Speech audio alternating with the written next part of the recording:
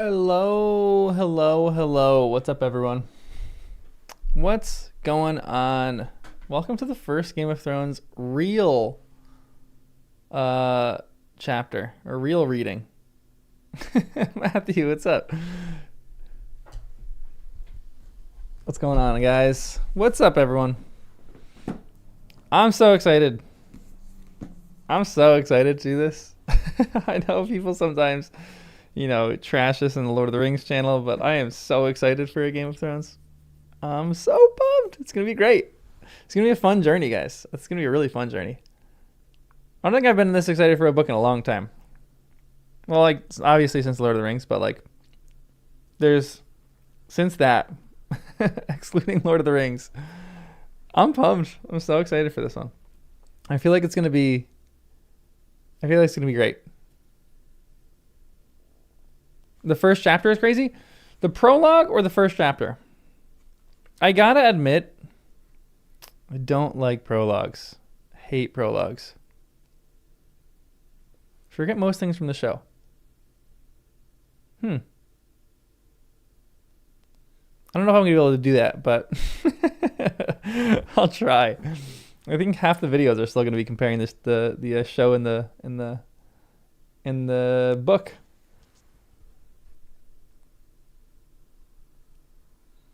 George R. R. Martin is the best at doing prologues. Interesting. The prologue is actually good? Okay.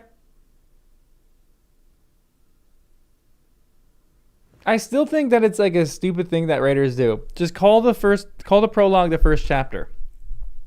Authors need to start doing that. I'll probably be satisfied with that. Like, just call it the first chapter and I'll be good. I'll be happy.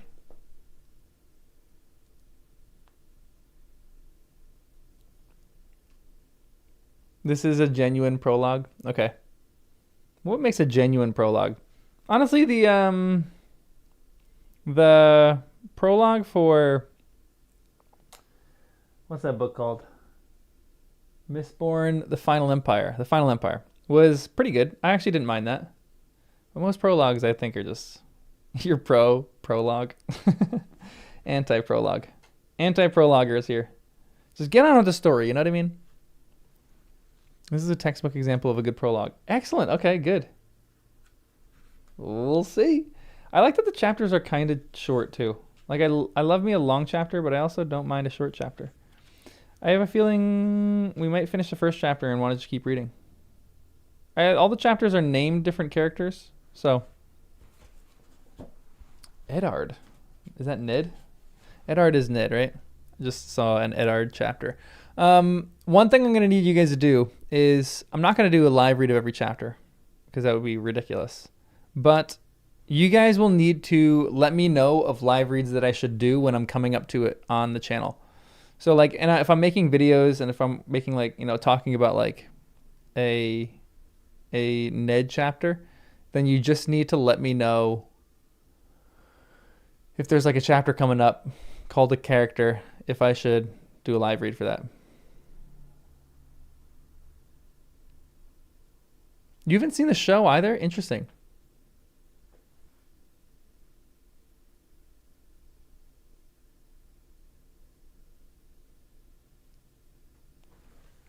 I need some chapstick. It's finally getting a little warmer here, which makes me happy. Like spring is kind of in the air. You can hear the birds. You can hear the churds are burping. Anybody see that video where the girl goes, "It's nice out. The churds are burping. The churds are burping." And she just kept saying it, not knowing, trying to figure out what it was in her head. She goes, "The churds are burping.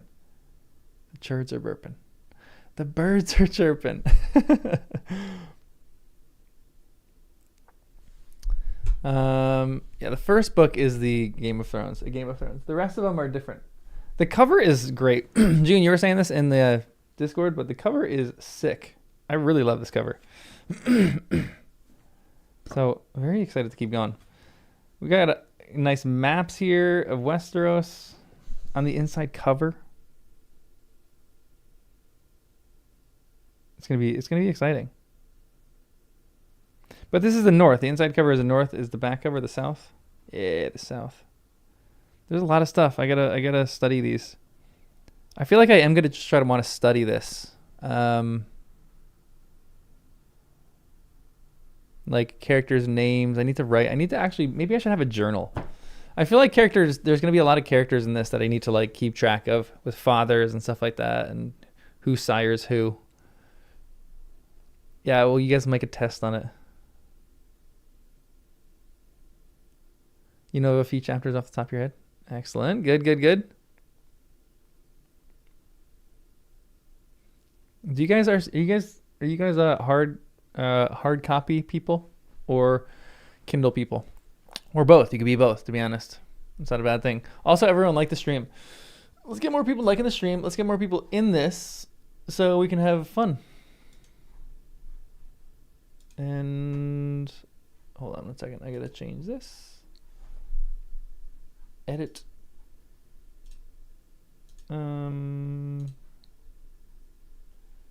Sorry, public. Too poor for both.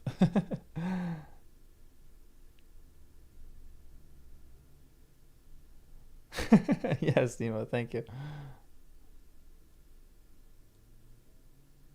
I watched the first 3 minutes and then I was like, I don't have time to riff for this right now.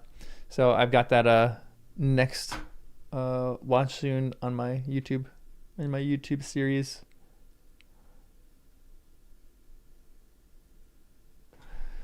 No, there's no character list here, but it should still be great.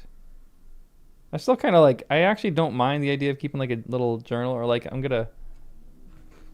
some of the front pages are kind of blank, so I'll just keep notes in that. Also, at the end, when I finished, let's talk about A Knight of the Seven Kingdoms real quick. The third story was great. I still think the first story, like, let's rank them, guys, because everyone loves ranking. What do you guys think is your favorite to least favorite of A Knight of the Seven Kingdoms novellas? I would probably say the first one's my favorite, then the third, and then the second. Although when I reread it, maybe I'll think different. They're all really robust and good stories. But okay, Nemo, you're with me. Yeah, the first was definitely the best for me. I'm curious if that'll change on a reread. But I did like the end of I love the end of the third book. With, should I give spoilers?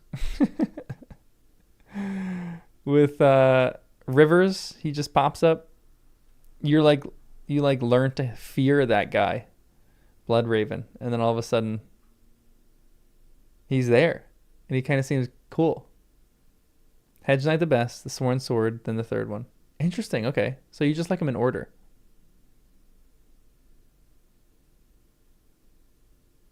Yeah, Brendan Rivers is so interesting to me. I want to know more about him.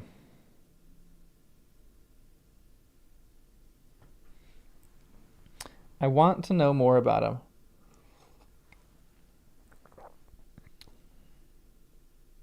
Henry Cavill is season 2? Is he the big guy? No way. That's crazy that he's in that. That's weird because I feel like they don't really cast really popular people anymore. No way. Wait, Bloodraven? What? It wasn't 70 years before? That's just a rumor. That's crazy. Hold on. Bloodraven. I don't know any Bloodravens in the show. And you meet him in the show? We'll see. We'll see in the book. I'm very excited for this book, though, as you guys know. Okay, you guys want to read? Because I kind of want to read. This is just a fun little journey. I'm ready to read. I'm ready to read if you guys are. I got my pencil. I'm going to take some notes. This is going to be great. The Egg Actor spoiled it, but it's a rumor. Interesting. Okay.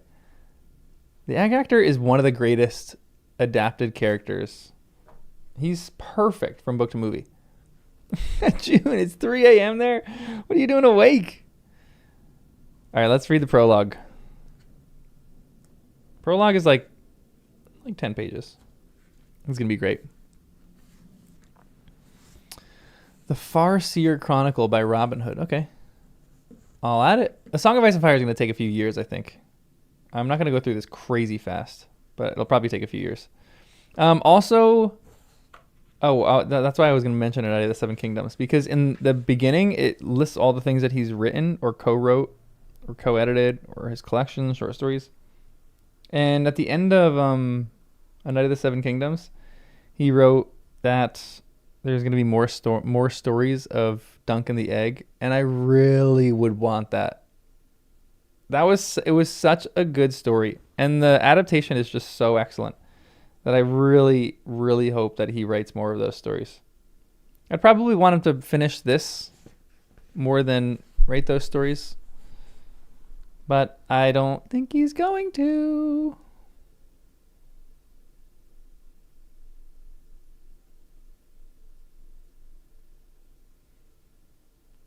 All right, guys. This is welcome to A Game of Thrones, A Song of Ice and Fire, A Game of Thrones read. This is our first read, starting with the prologue, which prologues are prologues. I'm so excited. We should start back. Gared. Are there pronunciation guides for Westerosi? What's the language of Westeros? English? Gared. We'll just say Gared. We should start back, Gared urged as the woods began to grow dark around them. The wildlings are dead. Do the dead frighten you? Sir Waymar Royce asked, with just a hint of a smile. Gared did not rise to the bait. He was an old man, past 50. It's crazy that you're an old man past 50. And he had seen the lordlings come and go. Dead is dead, he said. We have no business with the dead. Are they dead? Royce asked softly. What proof have we? Will saw them, Gared said. If he says they are dead, that's proof enough for me. Will had known that they would drag him into the quarrel sooner or later. He wished it had been later rather than sooner. My mother told me that dead men sing no songs, he put in.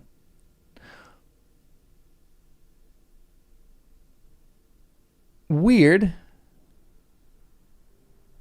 Why would his mother tell him that? Dead men sing no songs? What is the purpose of telling your son dead men sing no songs? I guess so you don't die? Like this is a warning to not die? That's like a threat to, dead man tell no tales. But why do you tell your little kid that? I guess if he's like, being all crazy, jumping on houses and climbing walls. Dead men sing no songs. Yeah, they just don't have anything better to do. Wait, not Gared. Gared? Gary Red? Gary Red. Yeah, she needed someone silenced. Interesting. I like the headcanons. My wet nurse said the same thing, Will, Royce replied. Never believe anything you hear at a woman's tit. There are things to be learned even from the dead. His voice echoed, too loud in the twilit forest. We have a long ride before us, Gared pointed out. 8 days, maybe 9. And night is falling. Sir Waymar Royce glanced at the sky with disinterest. It does that every day about this time. Are you unmanned by the dark, Gared? Waymar Royce is the annoying guy that kills Jon Snow, correct? I think. I'm not gonna look anything up But you guys got to help me with some things. He's not. Okay, interesting. Wait, why have I heard that name before? Waymar Royce. Who is the guy that kills Jon Snow? What's his name again?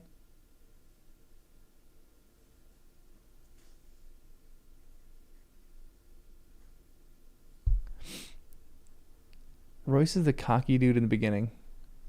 I don't remember the beginning that well, but the name sounds familiar. Hold on, I had a sneeze coming for a second. Royce is a well-known family. Bunch of people kill Jon, but he's like the main. Yeah, Alistair Thorne. That's the guy I'm thinking. Thank you. Friggin' Oliver. Oliver is the one who kills Jon. Friggin' Oliver. Will could see the tightness around Garrett's mouth, the barely suppressed anger in his eyes under the thick black hood of his cloak. Garrett had spent 40 years in the Night's Watch. Man and boy. Wow, so he was there in his teens. And he was not accustomed to being made light of. Yet it was more than that. Under the wounded pride, Will could sense something else in the older man. You could taste it. A nervous tension that came perilously close to fear. Will shared his unease. He had been 4 years on the wall. The first time he had been sent beyond, all the stories had come back rushing, and his bowels had turned to water. He laughed about it afterward. He was a veteran of 100 rangings by now, and the endless dark wilderness that the Southron called the Haunted Forest had no more terrors for him.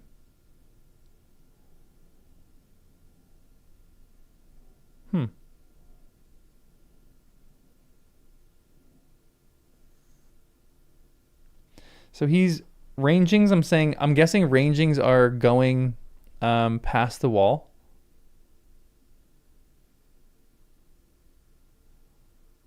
And he was a veteran.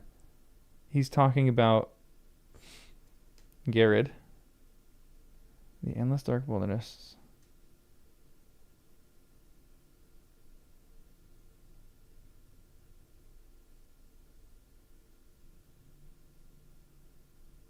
Oh no, Will is the one who is 100 rangings now in the endless dark wilderness. So he's just not afraid of the north anymore. In search of wildlings. Okay, so rangings are going in search of wildlings. It's interesting. I'm curious about the disparity between wildlings and Southrons, I guess. The Southron, the Haunted Forest, had no more terrors for him until tonight. Something was different tonight. There was an edge to this darkness that made his hackles rise.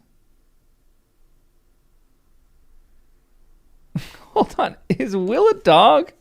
Am I missing something? Do humans have hackles? What?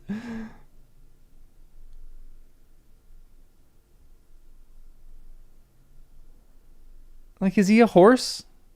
Whose horse is that? Made his hackles rise. That doesn't seem like something I would think of a human having. Do humans have hackles?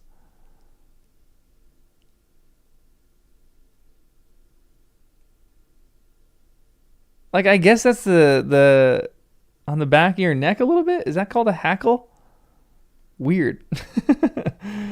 9 days they had been riding north and northwest, and then north again, farther and farther from the wall, hard on the track of a band of wildling raiders.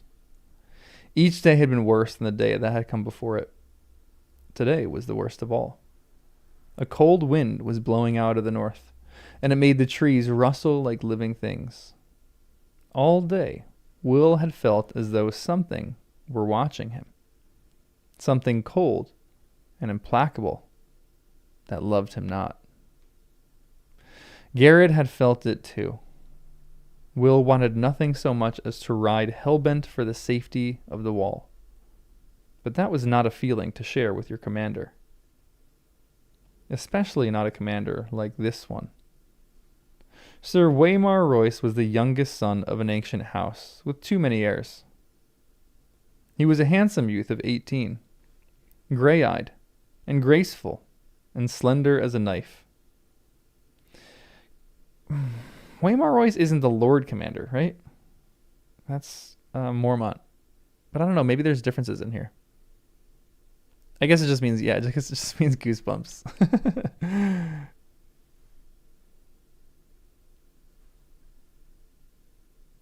Honestly, I was thinking about that. I know warging is a thing in this universe. Maybe this is an indication that this guy is slightly wargish. Is Will a warg? Honestly, that'd be kind of fascinating. Maybe I'll do a quick essay about that. All the indications that Will is a warg. He's an animal.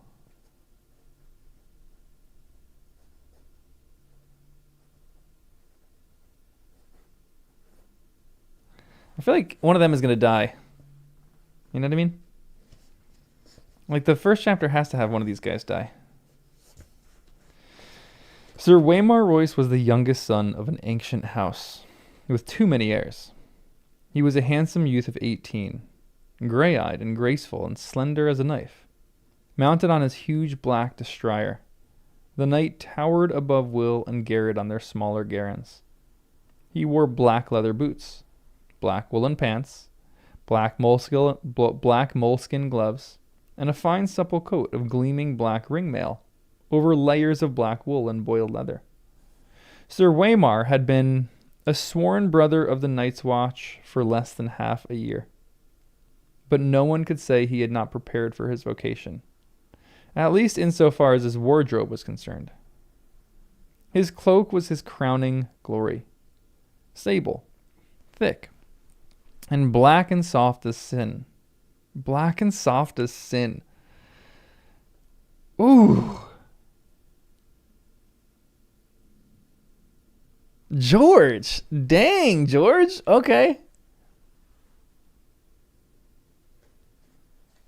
Yeah, I mean, that's what I do. I just overread everything.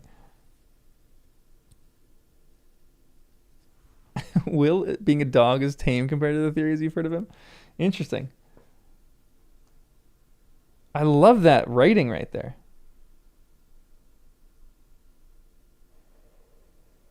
His cloak was his crowning glory. Thick, black, and soft as sin. Dang. That feels like, I will say that, okay, again, I only know this, the TV series, the HBO series. That feels like a good comp for what the show is about. Like, all these people are reprobates. They all just go crazy. And there's brothels, they're murdering each other. And it's just so smooth and so easy for a lot of them. That's a great description for George. Kind of sets the tone pretty well. He was firing on all cylinders in this book. Excellent, good. His cloak was his crowning glory, sable, thick, and black and soft as sin. Bet he killed them all himself, he did. Garrett told the barracks over wine. Twisted their little heads off. Our mighty warriors. They had all shared the laugh.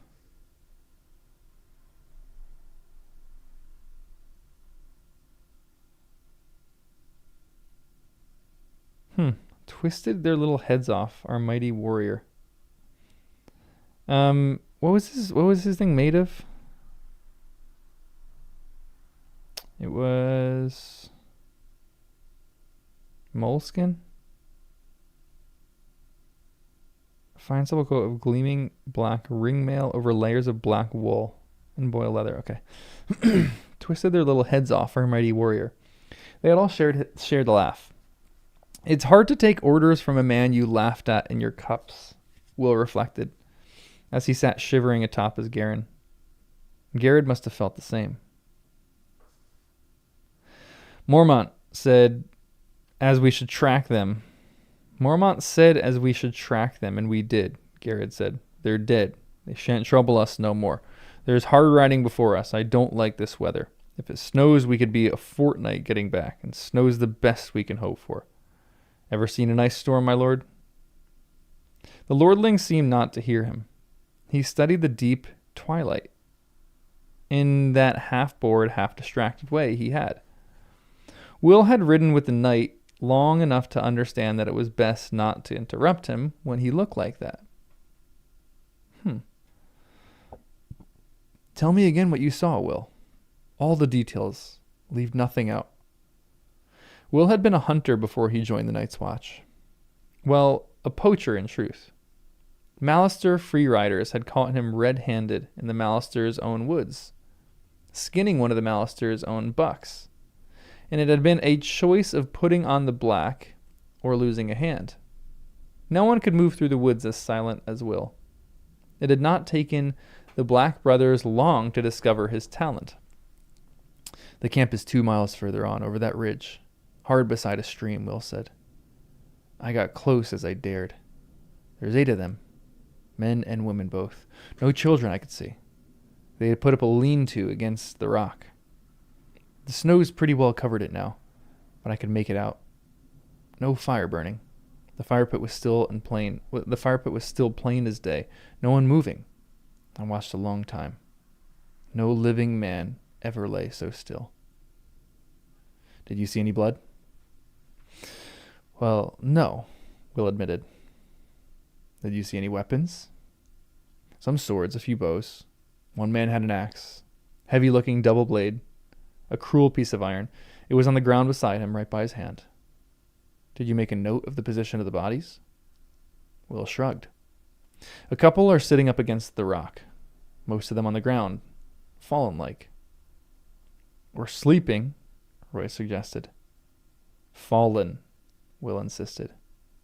There's one woman up in Ironwood, half hid in the branches. A far eyes. A far eyes? He thinly smiled. I took care she never saw me. When I got closer, I saw she wasn't moving neither. Despite himself, he shivered. You have a chill, Royce asked. Some, Will muttered. The wind, my lord. The young knight turned back to his grizzled man-at-arms. Frost-fallen leaves whispered past them, and Royce's destrier moved restlessly. This is interesting so far. Hold on a second. I gotta...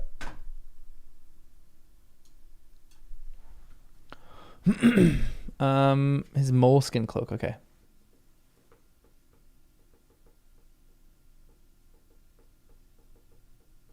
He made a skin, he didn't put it on. Yeah, I would probably rather not lose a hand, and I would probably rather go to the Night's Watch. Although, going to the Night Watch is life, as a life sentence. No? It's actually kind of a harder debate than not. But losing a hand wouldn't be fun.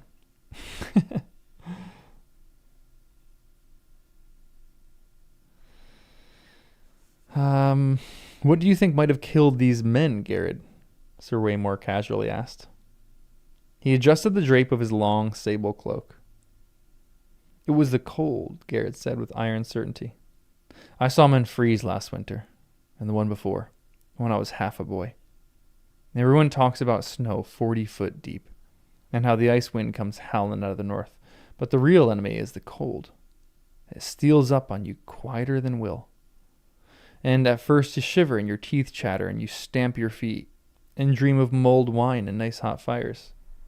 It burns, it does. Nothing burns like the cold. But only for a while. Then it gets inside you and starts to fill you up, and after a while you don't have the strength to fight it. It's easier just to sit down or go to sleep. They say you don't feel any pain toward the end. First you go weak and drowsy, and everything starts to fade. And then it's like sinking into a sea of warm milk. Peaceful like.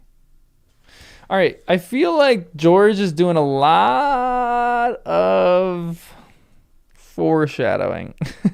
This feels, again, kind of like a theme.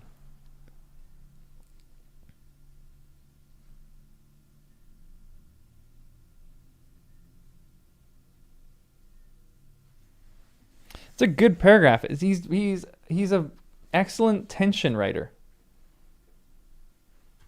Like he gives characters voices very well.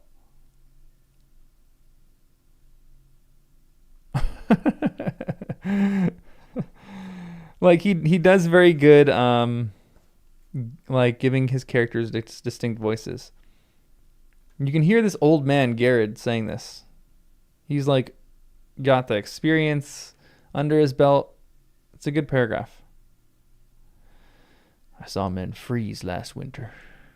I gotta give him like a little old man voice.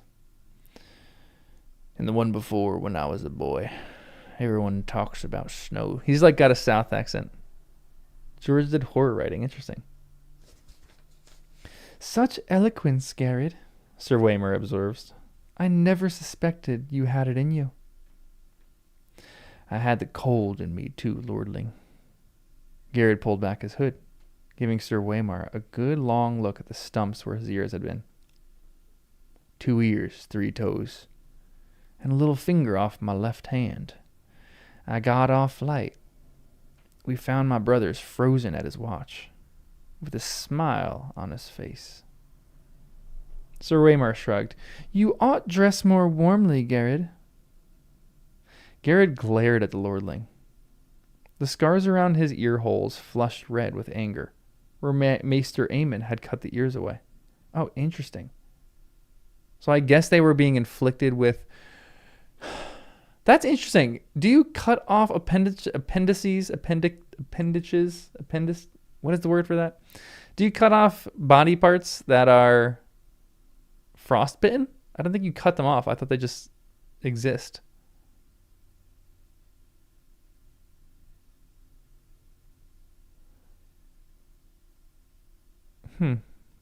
Necrosis. Oh. Are they becoming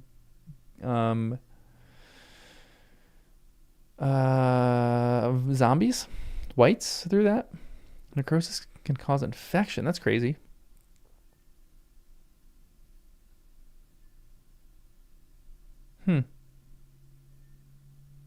Interesting. Man, maybe gangrene.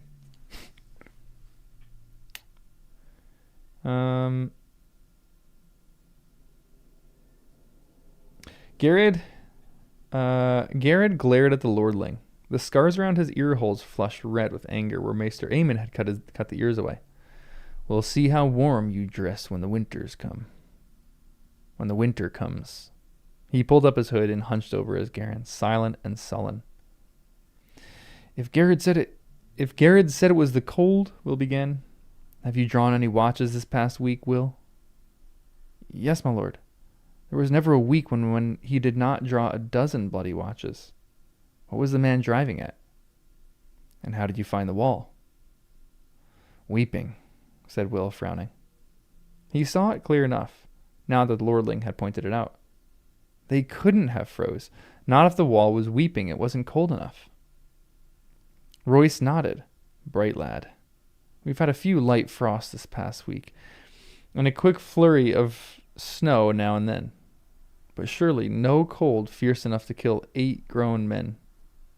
Men clad in fur and leather, let me remind you, with shelter near at hand, and the means of making fire.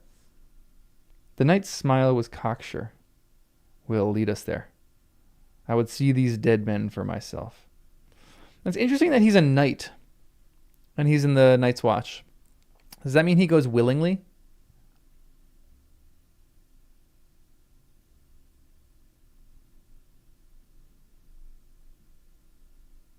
Like, how many people go to the Night's Watch willingly versus not? And if you go willingly, do you have a higher standing than the people who don't go willingly? Random questions that I think about. Also, everyone liked the stream.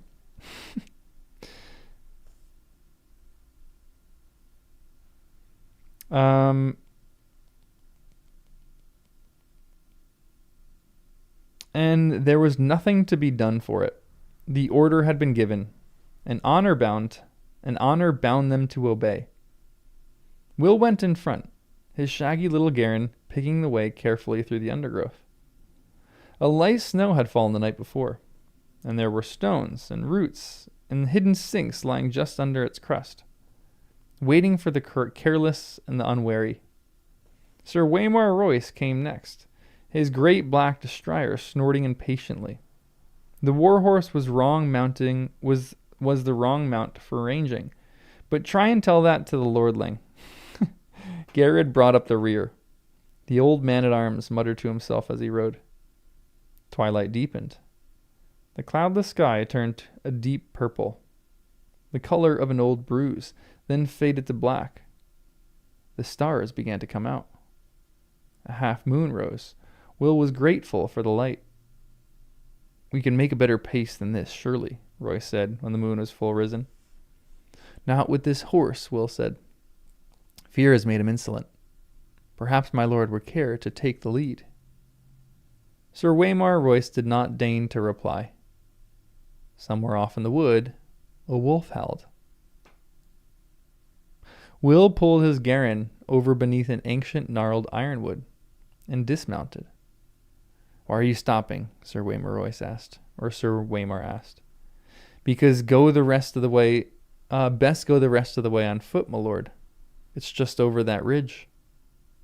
Royce paused a moment, staring off in the distance, his face reflective. A cold wind whispered through the trees. His great sable cloak stirred behind like something half alive. There's something wrong here, Garrett muttered.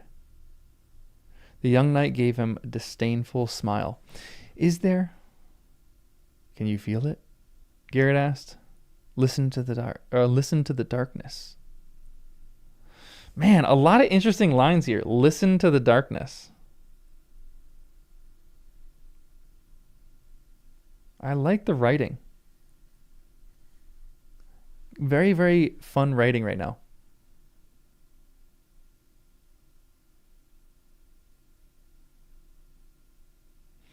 His face was reflective.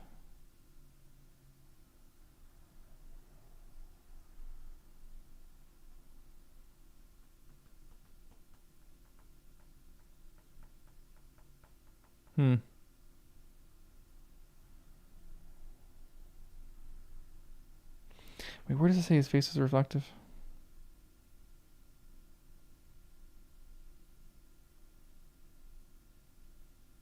It is also interesting that this is happening at twilight when the sun goes down. I'm guessing they're going to run into some whites. Will could feel it. 4 years in the Night's Watch, and he had never been so afraid. What was it? Wind? Trees rustling? A wolf? Which sound is it that unmans you so, Garrett? When Garrett did not answer, Royce slid gracefully from his saddle. He tied the destrier securely to a low-hanging limb, well away from the other horses, and drew his long sword from its sheath. Jewels glittered in its hilt, and the moonlight ran down the shining steel. It was a splendid weapon, castle forged, and new made from the look of it. Will doubted it had ever been swung in anger. The trees press close here, Will warned. That sword will tangle you up, my lord. Better a knife. If I need instruction, I will ask for it, the young lord said. Garrett, stay here. Guard the horses. Garrett dismounted. We need a fire. I'll see to it. How big a fool are you, old man? If there are enemies in this wood, a fire is the last thing we want. There's some enemies a fire will keep away, Garrett said. Bears and direwolves and other things. Sir Waymar's mouth became a hard line. No fire. Garrett's hood shadowed his face, but Will could see the hard glitter in his eyes. And he stared at the knight. For a moment he was afraid the older man would go for his sword. It was a short, ugly thing, its grip discolored by sweat, its edges nicked from hard use, but Will would not have given an iron bob for the lordling's life if Garrett pulled it from its scabbard.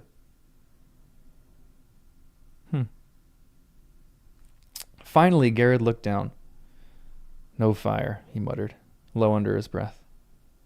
Royce took it for acquiescence and turned away. Lead on, he said to Will. Will threaded their way through a thicket, then stared up the slope to the low ridge where he had found his vantage point under a sentinel tree. Under the thin crust of snow, the ground was damp and muddy. Slick footing, with rocks and hidden roots to trip you. Will made no sound as he climbed. Behind him, he heard the soft metallic slither of the lordling's ringmail, the rustle of leaves, and muttered curses as reaching branches grabbed at his longsword and tugged on his splendid sable cloak. The great sentinel was right there at the top of the ridge, where Will had known it would be.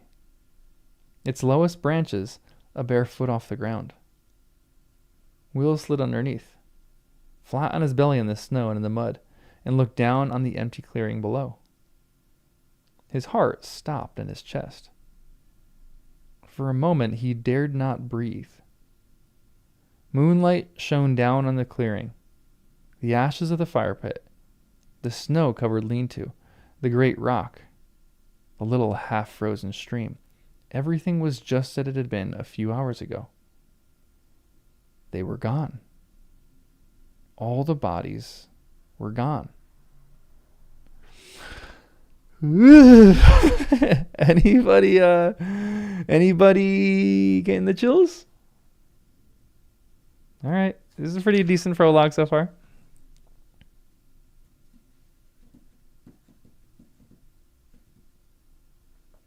Even among northern houses, it's nowhere near as common as in present day as it was in the past.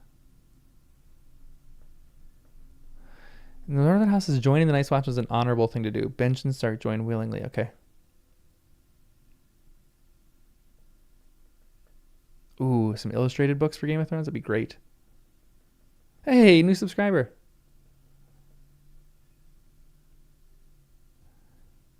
For A Song of Ice and Fire in general, I read every Jon and Tyrion chapters live. In addition to this, read A Game of Thrones, read every Ned and Caitlyn chapter live. Okay, interesting. I'll have to keep that in mind. We'll keep that in mind. We got a lot of reading we got to do. I'm like down to do like a read a week, but I think I might try to do like 50-ish pages a week. So like maybe we'll do like one read a week of like a chapter or so in there. We'll figure it out. This is tense. I like the tension that George sets up. He's very good at like making situations tense. Gods, he heard behind him. A sword slashed at a branch as Sir Waymar Royce gained the ridge. He stood there beside the sentinel, long sword in hand, his cloak billowing behind him as the wind came up, outlined nobly against the stars for all to see. "Get down," Will whispered urgently. "Something's wrong." Royce did not move. He looked down at the empty clearing and laughed. "Your dead men seem to all have moved camp, Will." Will's voice abandoned him. He groped for words that did not come. It was not possible. His eyes swept back and forth over the abandoned campsite, stopped on the axe. A huge, double-bladed battle axe, still lying where it had last seen, untouched. A valuable weapon. "On your feet," Sir Waymar commanded. "There's no one here. I won't have you hiding under a bush." Reluctantly, Will obeyed. Sir Waymar looked over him with open disapproval. "I'm not going back to Castle Black, a failure on my first ranging." "We'll find these men," he glanced around. "Up the tree, quick about it. Look for a fire." Will turned away, wordless. This is interesting that he's in command and it's his first ranging. Like, that seems really foolish.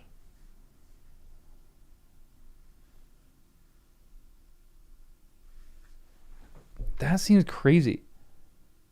The Night's Watch has to have a better... Yeah, he's a knight, but still, if it's his first one, that's crazy that even if he's a knight, this is his first. Like, Garrett has, like, thousands.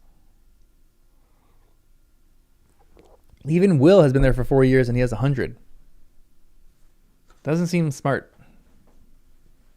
Yeah, Night's Watch is definitely not equals for sure.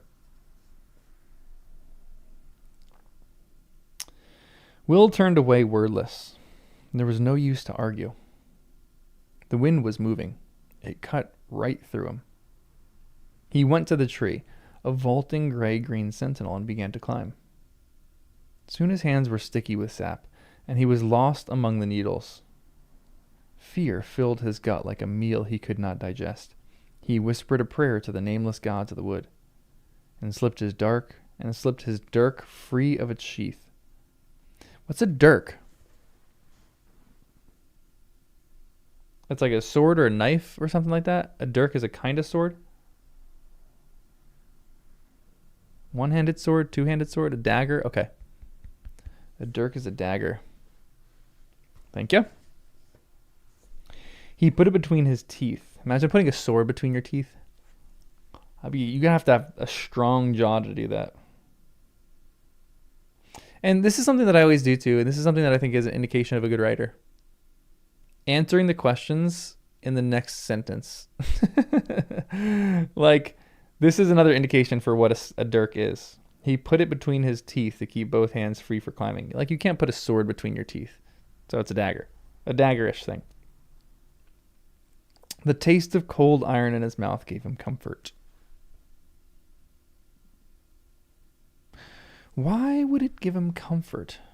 Physicality, like having something physical in your mouth?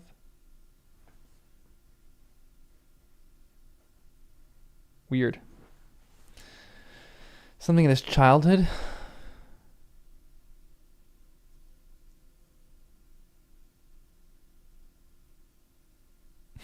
Gabriel, what's up? Welcome, welcome. Down below, the lordling called out suddenly. Who goes there? Will heard uncertainty in the challenge. Oh. He stopped climbing. He listened. He watched. The woods gave an answer. The rustle of leaves, the icy rush of the stream, a distant hoot of a snow owl. The others made no sound. Other capitalized. Sorry, I dropped my bookmark.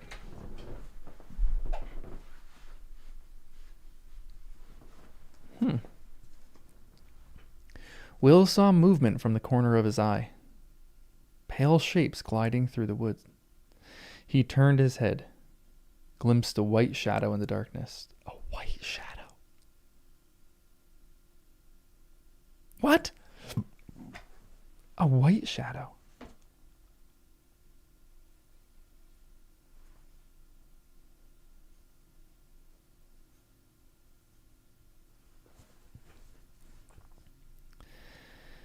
He turned his head, glimpsed a white shadow in the darkness. Then it was gone. Branches stirred gently in the wind, scratching at one another with wooden fingers.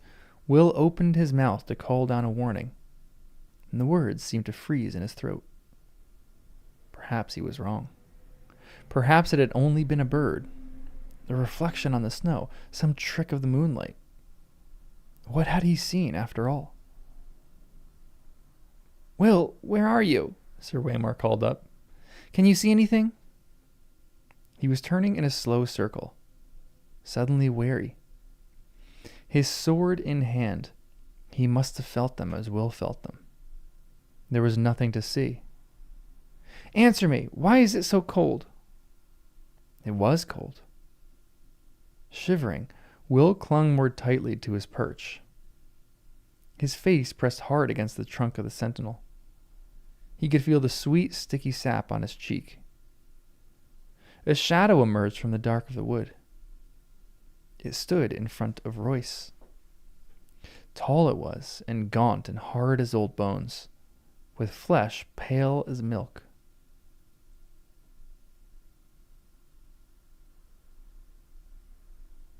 Its armor seemed to change color as it moved. Here it was white as new-fallen snow. There, black as shadow. Everywhere dappled with the deep gray-green of the trees. The patterns ran like moonlight on water with every step it took. This is terrifying. Oh my gosh.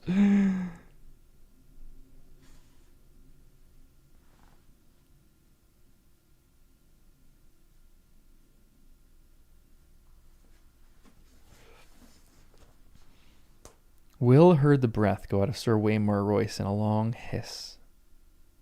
"Come no further," the lordling warned. His voice cracked like a boy's. He threw the long sable cloak over his shoulders to free his arms for battle, and took his sword in both hands. The wind had stopped. It was very cold. The other slid forward on silent feet. In its hand was a long sword like none that Will had ever seen. No human metal had gone into the forgings of that blade. It was alive with moonlight, translucent, a shard of crystal so thin that it seemed almost to vanish when it's seen on edge, or when seen edge on. It was a faint blue shimmer to the thing. There was a faint blue shimmer to the thing. A ghost light that played around its edges, and somehow Will knew it was sharper than any razor. Dang. Sir Waymar met him bravely. "Dance with me, then." He lifted his sword high over his head, defiant. His hands trembled from the weight of it, or perhaps from the cold. Yet in that moment, Will thought he was a boy no longer, but a man of the Night's Watch. That's sad. He finally gets his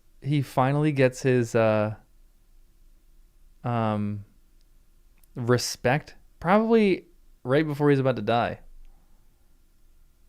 The Waymar is a whiny little baby. Come on. But he's fighting, so he's got a little bit of courage. Like, he's annoying, but he's a knight, so he's fighting. He's not backing down to this. I admire that.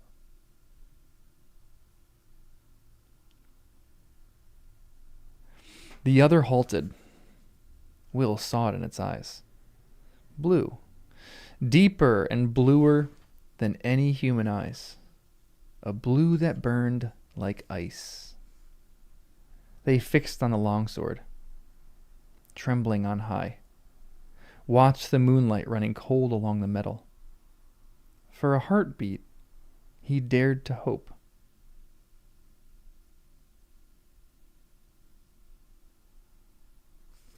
That's an interesting sentence, guys. Because does this thing have a heartbeat? I'm guessing this is like a white, maybe the white.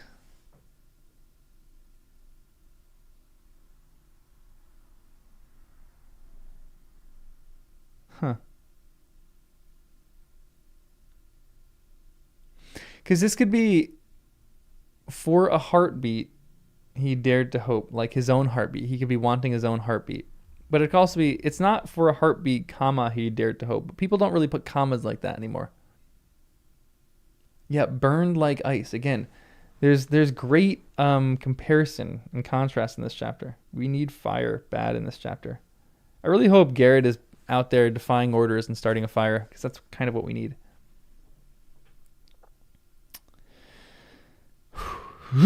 Getting chilly. They emerged silently from the shadows. Twins to the first. 3 of them. 4. 5. Sir Waymar may have felt a cold that came with them, but he never saw them, never heard them. Will had to call out. It was his duty. And his death if he did. He shivered and hugged the tree, and kept a silence. The pale sword came shivering through air. Sir Waymar met it with steel. When the blades met, there was no ring of metal on metal, only a high, thin sound at the edge of hearing, like an animal screaming in pain.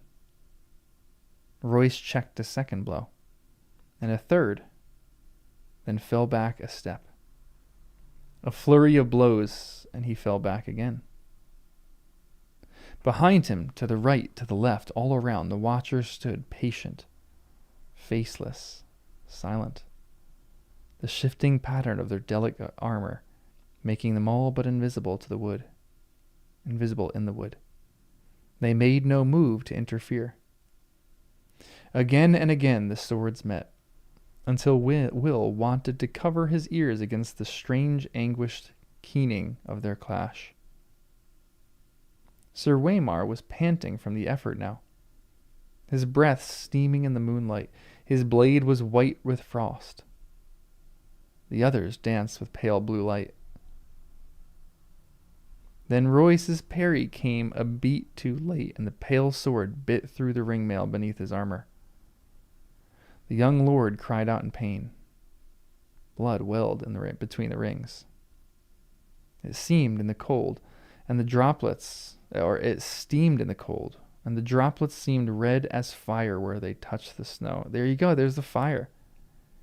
Sir Waymar's fingers brushed his side.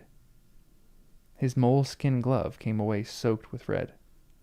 Now, okay, so I want to talk, we could probably talk about this at the end, but I have a quick armor question. Chainmail is supposed to stop this, correct? How accurate is... I feel like George R. R. Martin would be accurate with how he treats armor. Like, if someone is wearing chainmail, you can't really get stabbed or thrashed at. Wasn't chainmail's full purpose to stop that from happening? I guess if it's like a crazy and hard enough thrust, maybe.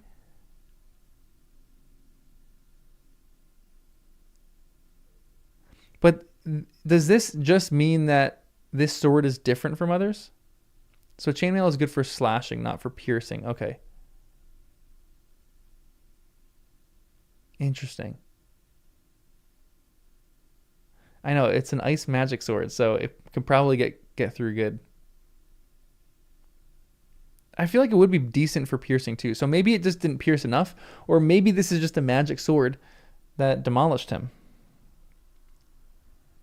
I feel like those are the two options that we have. Maybe the two are one.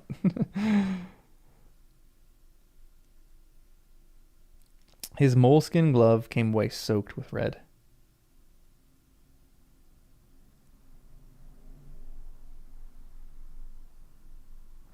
The other said something in a language that Will did not know. His voice was like the cracking of an ice on a winter lake. The words were mocking. His voice was like cracking of ice on a winter lake. Dang, that's cool. That's a cool language.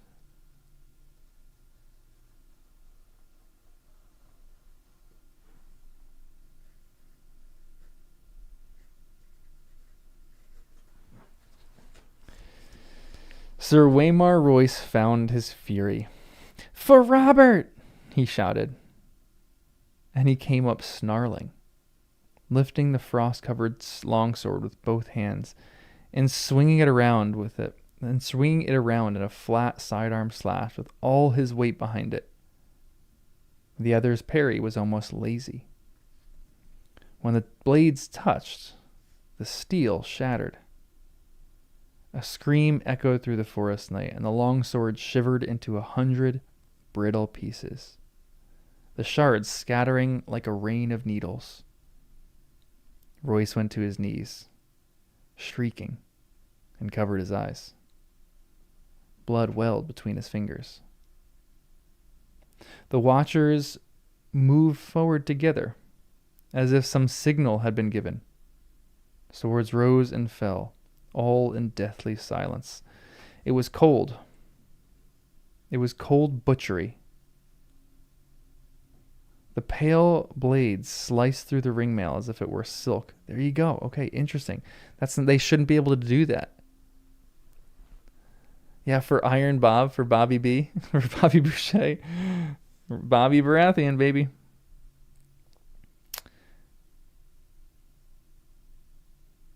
That's interesting. So these are, I guess, more magical swords, obviously.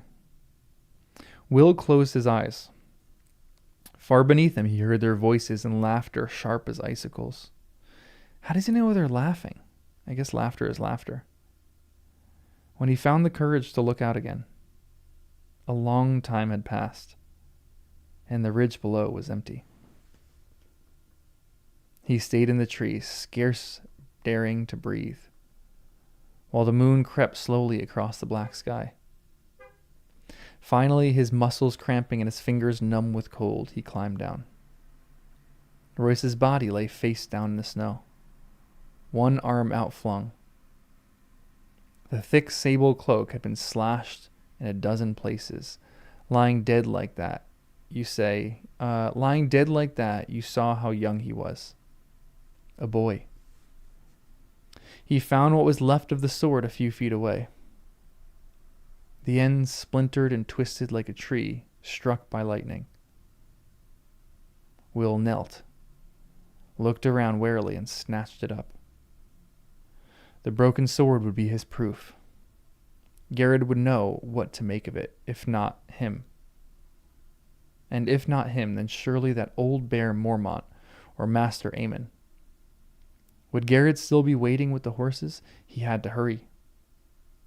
Will rose. Sir Waymar Royce stood over him. His fine clothes were a tatter, his face a ruin. A shard from his sword transfixed the blind white pupil of his left eye. The right eye was open. The pupil burned blue. It saw. The broken sword fell from the nerveless finger. Will closed his eyes to pray. Long, elegant hands brushed his cheek, then tightened around his throat. They were gloved in the finest moleskin, with sticky blood. Yet the touch was icy cold. Dang! What the heck? That's kind of terrifying. All right. Prologues are good. Dang, I'm going to have a fun time with this book. All right, the beginning is excellent.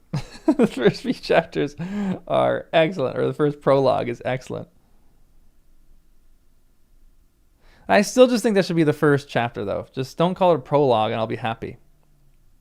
I'm just going to cross out prologue in my mind and write will rather than anything else, rather than prologue. Now read it backwards. Cold, icy was touched, the yet blood with sticky and moleskin, and the moleskin finest in the gloved were they. It makes sense that it's a prologue. The rest of the book is different. Okay, interesting. All right, well, I'm going to read the first chapter too. I'm going to read Bran. I'm going to get very hooked into this, I think. Maybe Bran and maybe Catelyn, because Catelyn's chapter is short. So maybe we'll do a few more. I'm already a bit hooked, guys. I'm already a bit hooked. Okay, real quick, I want to write some essays, or at least just talk about some things.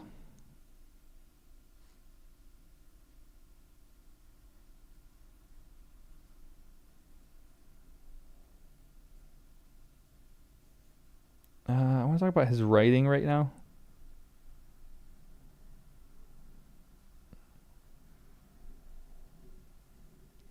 Like, maybe it'll be, I hate prologues, but George R. R. Martin got me.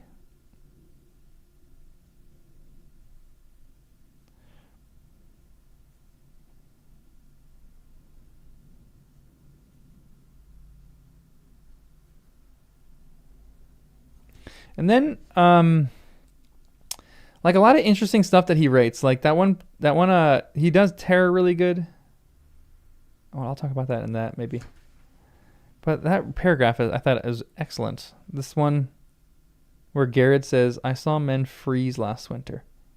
The one before when I was half a boy. Everyone talks about snow 40 foot deep, and how the ice wind comes howling out of the north, but the real enemy is the cold. It steals upon you quieter than will. And at first you shiver and your teeth chatter and you stamp your feet and dream of mulled wine with nice hot fires. It burns, it does. Nothing burns like the cold, but only for a while. Then it gets inside you and starts to fill you up. and after a while, you don't have the strength to fight it. It's easier to just sit down or go to sleep. They say you don't feel any pain toward the end. First you go weak and drowsy and everything starts to fade. Then it's like sinking into a sea of warm milk. Peaceful like. That just feels like a good theme for the rest of the novel.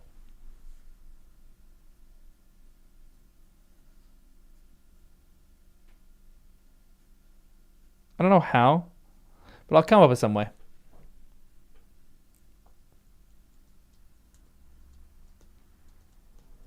Ooh, they love weird theories? Excellent. I love that. Okay, good. Every book has a prologue from a character that's not part of the major POVs. Okay, interesting. Love that. I didn't know there were four stages of fear. Unease, dread, terror, and horror. Interesting. I gotta write that. Sarah, what's up? You just missed the prologue, which I gotta be honest was tense.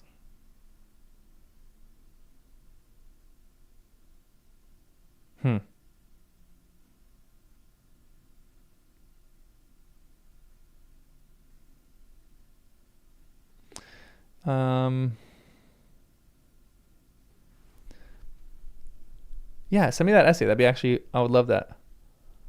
Throw it in the Discord. Yeah, the other has a skin of milk. The way that the other is described is really fascinating too. Like already I love this because my imagination is taking over from the show because they're not exactly depicted like that in the show. Like they are a little bit, but they're not depicted perfectly. Like I would love to see the armor shifting color, where when they go into the shadows, I'm guessing when they go into the shadows, it kind of turns to a shadowy color. When they're in the moonlight, it kind of turns to moonlight color.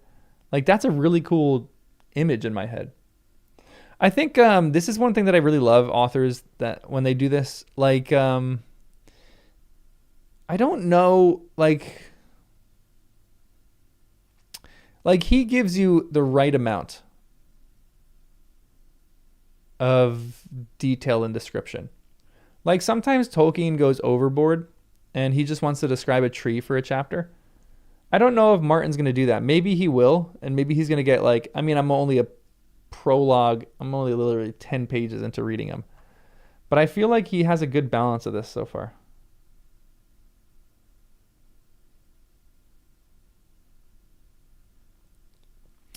They were just ice zombies in the show. Yeah, for sure. Like they were a little less, yeah, already they're a lot more complex and more interesting. Like the idea that they're hacking and they're laughing when they're doing this. That's fascinating to me. I think I'm really going to like this book. I think I'm really going to like it. And therefore, I'm going to be devastated when I finish, and there's not going to be the last two. But that's for another time. All right, let's read Bran. Bran.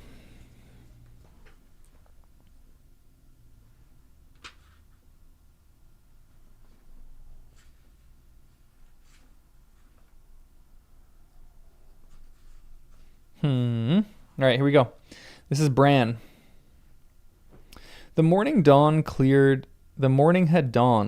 and cold, with a crispness that hinted at the end of summer. They set forth at daybreak to see a man beheaded, 20 in all. And Bran rode among them, nervous with excitement. Interesting. This was the first time he had been deemed old enough to go with his lord father and his brothers to see the king's justice done. It was the 9th year of summer, and the 7th of Bran's life. The 9th year of summer, I guess there's like a heat front coming in. The 9th year of summer is interesting. The man had been taken outside a small holdfast in the hills. Robb thought he was a wildling. His sword sworn to Mance Rayder, the king beyond the wall. Robb thought he was a wildling? His sword sworn to Mance Rayder, the king beyond the wall. It made Bran's skin prickle to think of it. He remembered the hearth tales old Nan told him. The wildlings were cruel men, she said, slavers and slayers and thieves. They consorted with giants and ghouls, stole girl children in the dead of night, and drank blood from polished horns. And their women lay with the others in the long night to sire terrible half-human children.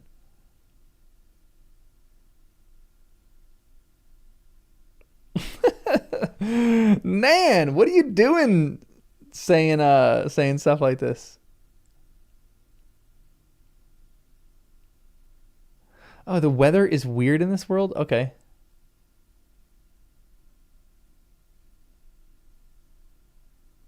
Huh. Old Nan puts a little child on her knee. The wildlings were cruel men, she said, slavers and slayers and thieves. They consorted with the giants and ghouls, stole girl children in the dead of night, and drank blood from polished horns. And their women lay with the others in the long night to sire terrible half-human children. But did the long night happen in her lifetime? That feels like it didn't. I don't know when the long night was. And the women lay with the others in the long night to sire terrible half-human children. Crazy. But the man they found bound hand and foot to the holdfast wall, awaiting the king's justice, was old and scrawny, not much taller than Rob. He had lost both ears and a finger to frostbite, and he dressed all in black, the same as a brother of the Night's Watch, except that his furs were ragged and greasy. What? Garrett? No. Garrett got caught.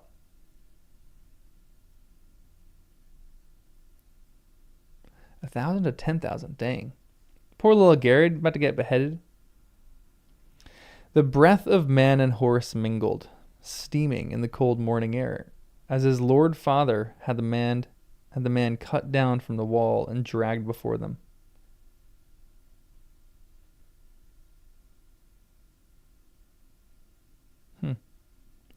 Rob and John sat tall on their still on their horses, with Bran between them on his pony, trying to seem older than 7, trying to pretend that he had seen all this before. A faint wind blew through the holdfast gate. Over their heads flapped the banner of the Starks of Winterfell. Da-na-na-na-na. A gray direwolf racing across an ice-white field. Come on! You're telling me that it's not just the wolf's head? What is this crap? I need to actually look up book accurate.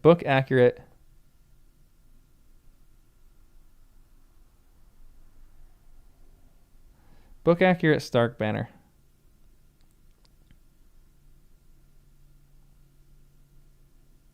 Love a direwolf. I already love him.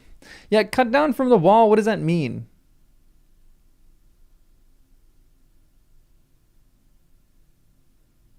What does that mean? Cut down from the wall. Hold on, let me revisit that paragraph.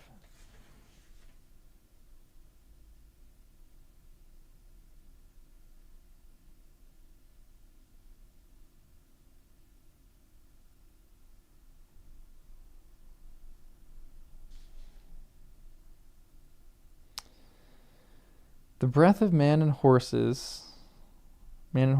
mingled, steaming in the cold morning air, as his lord father had the man cut down from the wall and dragged before them.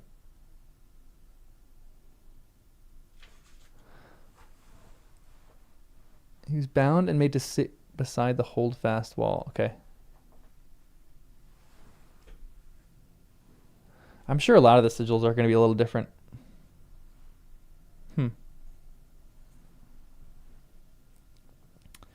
Bran's father sat solemnly on his horse, long brown hair stirring in the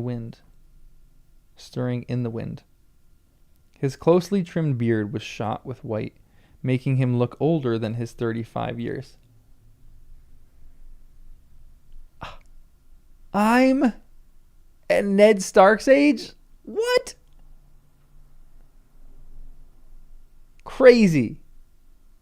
I mean, it makes sense in this world. Crazy. And I got white in my beard too. Yikes. He had a grim cast to the gray eyes this day.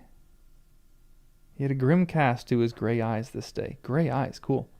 And he seemed not at all the man who would sit before the fire in the evening and talk softly of the age of heroics, the age of heroes, and the children of the forest. He had taken off father's face, Bran thought, and donned the face of Lord Stark of Winterfell. Ah, interesting.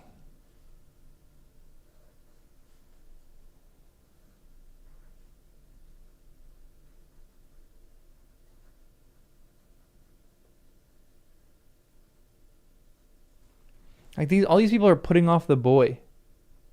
So they're all younger in the book? Okay.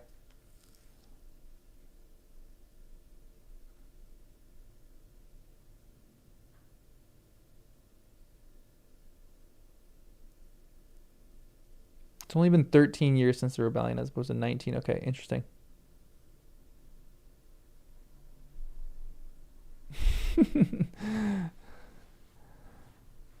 Man. There were questions asked and answers given there in the chill of the morning. But afterward, Bran could not recall much of what had been said. Finally, his lord father gave a command, and 2 of the guardsmen dragged the ragged man to the ironwood stump in the center of the square. They forced his head down onto the hard black wood. Lord Eddard Stark dismounted, and his ward, Theon Greyjoy, brought forth the sword. Ice, that sword was called. It was as wide across as a man's hand, and taller even than Robb. Oh my gosh. The blade was Valyrian steel, spell forged, and dark as smoke. Nothing held an edge like Valyrian steel. His father peeled off his gloves and handed them to Jory Castle, the captain of his household guard. All right, first character, I guess I got to keep a mental note of. Jory Castle, the captain of his household guard. He took hold of ice with both hands and said, "In the name of Robert of the House Baratheon, the first of his name, king of the Andals and the Rhoynar and the first men, lord of the 7 kingdoms, and protector of the realm, by the word of Eddard of the House Stark, lord of Winterfell and warden of the North, I do sentence you to die." He lifted the great sword high above his head. Bran's bastard brother, Jon Snow, moved closer. "Keep the pony well in hand," he whispered, "and don't look away. Father will know if you do." Bran kept his pony well in hand and did not look away. His father took off the man's head with a single sure stroke. Blood sprayed across the snow, as red as summer wine. One of the horses reared and had to be restrained to keep from bolting. Bran could not take his eyes off the blood. The snows around the stump drank it eagerly, reddening as he watched. The head bounced off thick root and rolled. It came up near Greyjoy's feet. Theon was a lean, dark youth of 19, who found everything amusing. He laughed, put his boot on the head, and kicked it away.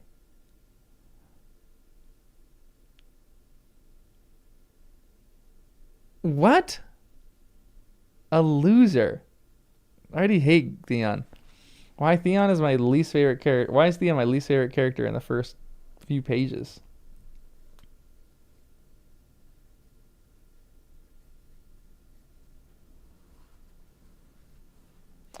Dang. Okay, so there's a lot of names. That sword is crazy. How tall is, or how old is Robb right now? I'm gonna guess like 14, 15 years old maybe. To have a sword that's taller than a kid like that is nuts. That sword is massive. It's like a giant sword. Ass, Jon muttered, low enough so Greyjoy did not hear. He put a hand on Bran's shoulder, and Bran looked over at his bastard brother. You did well, Jon told him solemnly. Jon was 14. An old hand at justice. Crazy. They're young. It seemed colder on the long ride back to Winterfell, though the wind had died by then and the sun was higher in the sky. Bran rode with his brother. Bran rode with his brothers, well ahead of the main party, his pony struggling hard to keep up with the horses. The deserter died bravely, Robb said. He was big and broad and growing every day. With his mother's coloring, the fair skin, red-brown hair, and blue eyes of the Tullys of Riverrun. He had courage, at the least. No, Jon Snow said quietly. It was not courage. This one was dead of fear. You could see it in his eyes. Stark.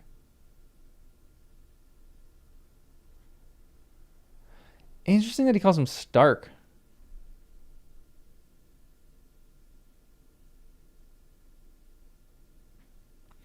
Huh. Jon's eyes were a gray, so dark they seemed almost black. But there was little they did not see. He was of an age with Robb, but they did not look like. Jon was slender where Robb was muscular, dark where Robb was fair, graceful and quick where his half-brother was strong and fast. Robb was not impressed. The others take his eyes, he swore. He died well. Race you to the bridge. Done, Jon said, kicking his horse forward. Robb cursed and followed, and they galloped off down the trail, Robb laughing and hooting, Jon silent and intent.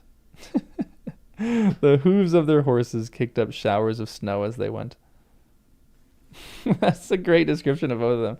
Robb is laughing and hooting during this, and Jon is dead serious. He wants to win. And it's like a good thing of it's interesting that he calls him Stark there, because it's like he's projecting. He wants to be a Stark, I'm guessing.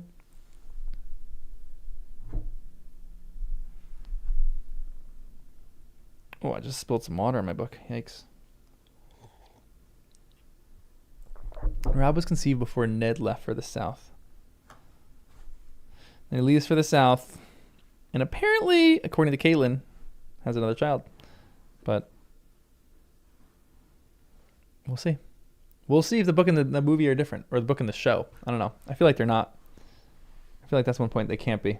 But we'll see. We'll see. No spoilers. We'll get there. We'll get there eventually.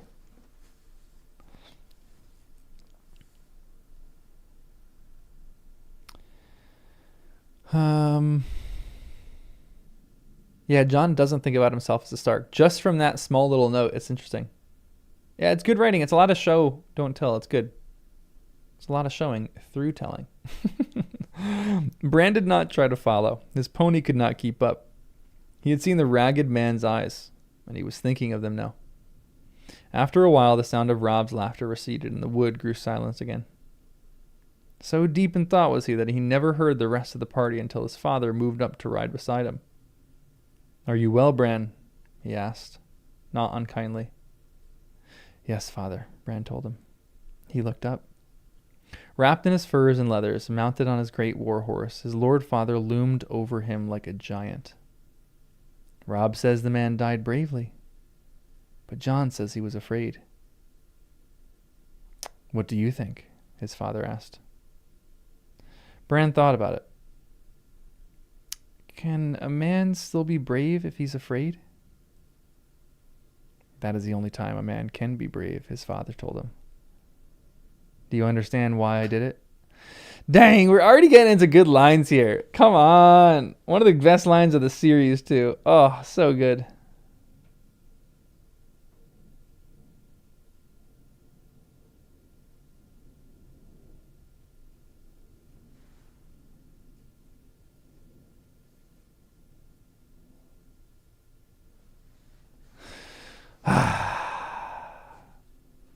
This is gonna be great, guys. I'm gonna have so much fun.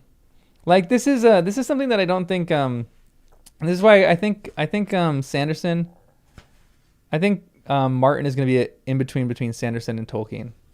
I think Sanderson's or I think Martin is gonna be like maybe like an 80% of Tolkien because this is something that Sanderson doesn't include in here. He doesn't include like profound lines like this where you can just like where it just has so much applicability to life.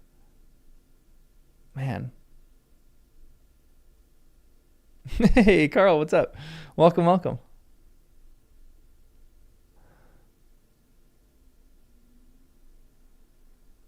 I'm glad I'm joining the culture. Culture. Yeah, I'm kind of with you already, Nemo. I think he's closer to Tolkien than a lot of people that I've heard from because I just running the Tolkien channel. A lot of people hate Martin, but I'm loving this so far. This is fantastic. It's good pacing, good lines in here. He knows how to set a scene very well. Yeah, he's like yeah, for sure. I feel like he's just a different kind of writer. In like 50, 60 years, maybe longer than that. The quotes in this book are chef's kiss. Good, excellent. I like these. I like good quotes. Can a man still be brave if he's afraid? That is the only time a man can be brave, his father told him. And there's like layers to this too, which I love. Because right now Bran is afraid. Like this is great writing so far. Because there's so many different lines, like you know what the characters are going through and experiencing through this. Like Bran is asking really like, about the debate between Jon and Robb, but really he's asking about himself here. He's going because he's afraid. And he's like wondering in his own mindset. He's like, can a man still be brave if he's afraid? Because he wants to become a man. I feel like the whole chapter is all about that idea, becoming a man. Like, what does it mean to become a man?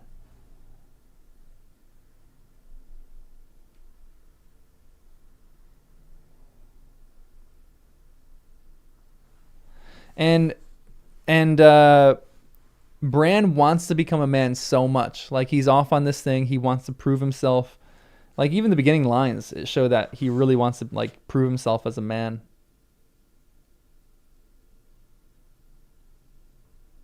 And now he's like asking his father. He's afraid and he's like, "Can a man still be brave?" He wants to be brave, but he's afraid. And his father is so good. Ned, what a great line. Thank you. What a good. Finally, we have a good father. From coming from reading Wuthering Heights to this, oh my gosh, we have a good father. Yes. Do you understand why I did it? He was a wildling, Bran said. They carry off women and sell them to the others. His lord father smiled. Old Nan has been telling you stories again. In truth, the man was an oath breaker, a deserter from the Night's Watch. No man is more dangerous. The deserter knows his life is forfeit if he is taken, so he will not flinch from any crime, no matter how vile. But you mistake me. The question was not why the man had to die, but why I must do it. Bran had no answer for that. King Robert has a headsman, he said uncertainly. He does, his father admitted. As did the Targaryen kings before him. Yet our way is the older way. The blood of the first men still flows in the veins of the Starks, and we hold to the belief that the man who passes the sentence should swing the sword. If you would take a man's life, you owe it to him to look into his eyes and hear his final words. And if you cannot bear to do that, then perhaps the man does not deserve to die. Sheesh. Oh my gosh. This is great.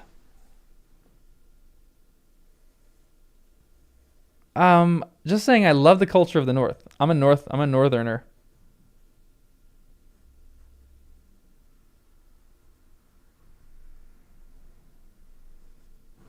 This is phenomenal stuff so far. Hmm. Let him that passes the sentence swing the sword. One day, Bran, you will be Robb's bannerman, holding a keep of your own for your brother and your king, and justice will fall to you. When that day comes, you must take no pleasure in the task, but neither must you look away. A ruler who hides behind paid executioners soon forgets what death is. Dang! Oh, what a just dispensing wisdom here. That was when Jon reappeared at the crest of the hill before them. He waved and shouted down at them. Father, Bran, come quickly, see what Robb has found. Then he was gone again. Jory rode up beside them. Trouble, my lord? Beyond a doubt, his lord father said. Come, let us see what mischief my sons have rooted for us, or have rooted out now. He sent his horse into a trot. Jory and Bran and the rest came after. They found Robb on the riverbank north of the bridge, with Jon still mounted beside him. The late summer snows had been heavy this morning, or this moon turn.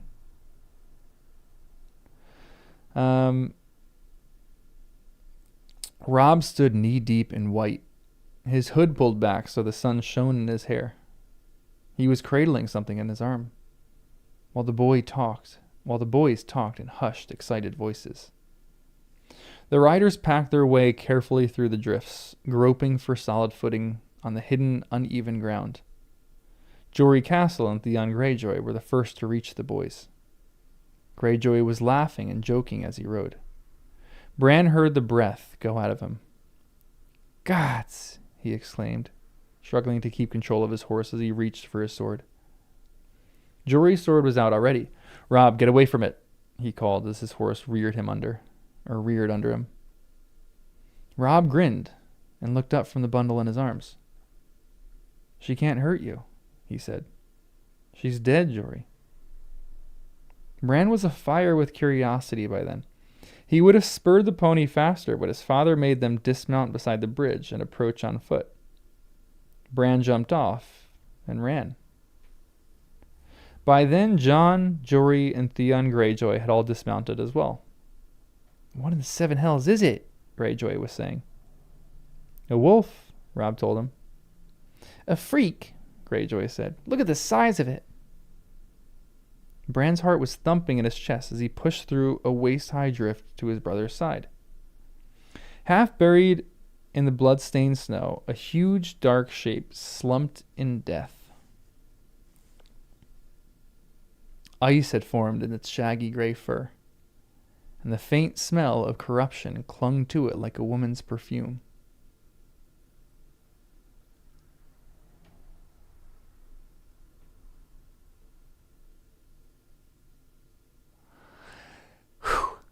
Oh, dang.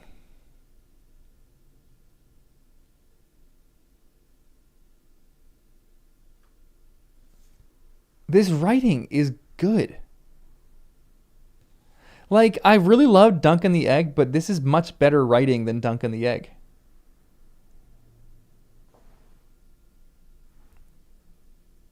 Ice had formed in its shaggy gray fur, and the faint smell of corruption clung to it like a woman's perfume.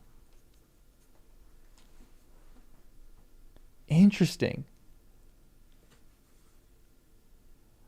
It also makes me interested, what happened here? In what corruption how did this thing die?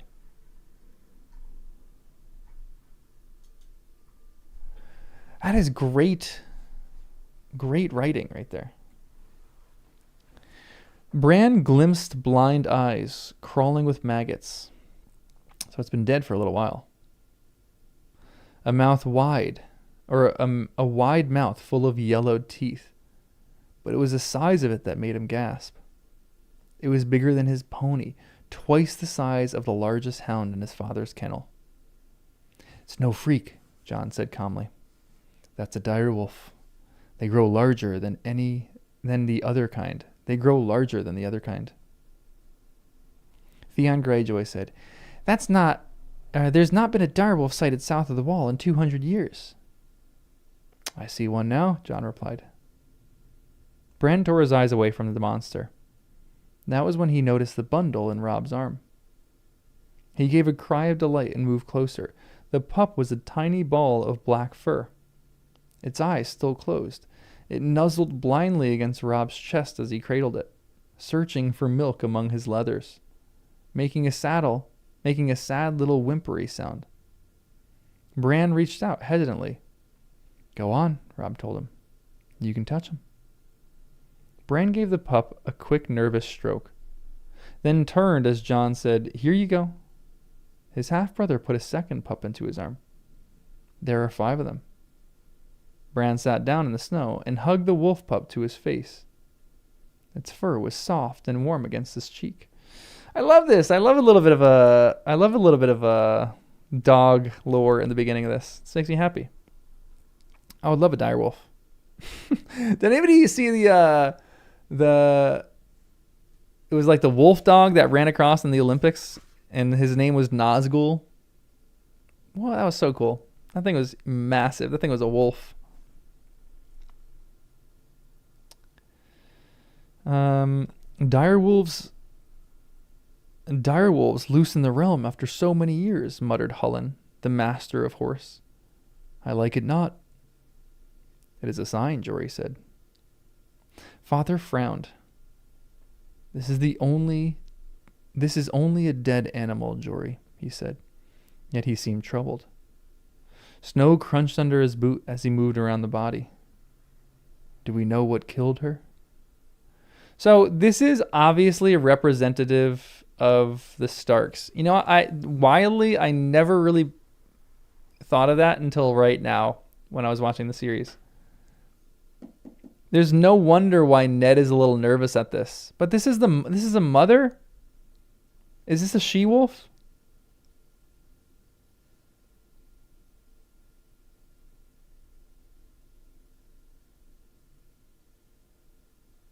They're talking about it being an it.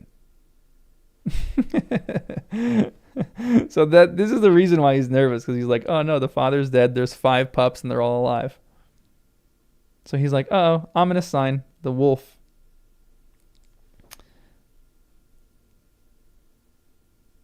And meanwhile, you go, it is a sign, Jory, the idiot over here. Dude, don't say that out loud.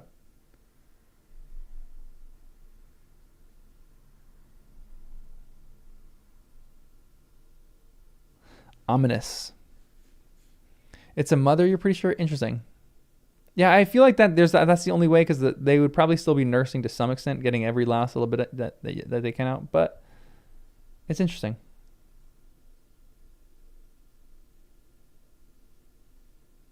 Okay, let's keep reading. Do we know what killed her? Okay, yeah, there you go. Do we know what killed her? There's something in the throat, Robb told him, proud to have found the answer before his father even asked. There, just under the jaw. His father knelt and groped under the beast's head with his hand. He gave a yank and held it up for all to see. A foot of shattered antler. Tines snapped off, all wet with blood. The Baratheons are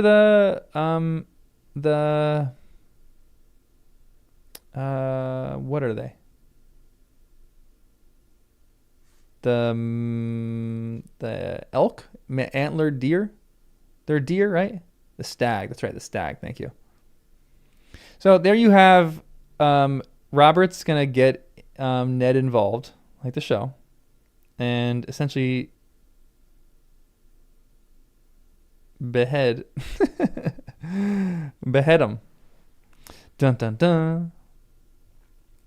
George R. loves his foreshadowing already. There's a lot of foreshadowing in this. Also, everyone liked the stream. A sudden silence descended over the party. The men looked at the antler uneasily, and no one dared to speak. Even Bran could sense their fear, though he did not understand. His father tossed the antler to the side and cleansed his hand in the snow. "I'm surprised she lived long enough to whelp," he said. His voice broke the spell. "Maybe she didn't," Jory said. "I've heard tales. Maybe the bitch was already dead when the pups came." "Born with the dead?" another man put in.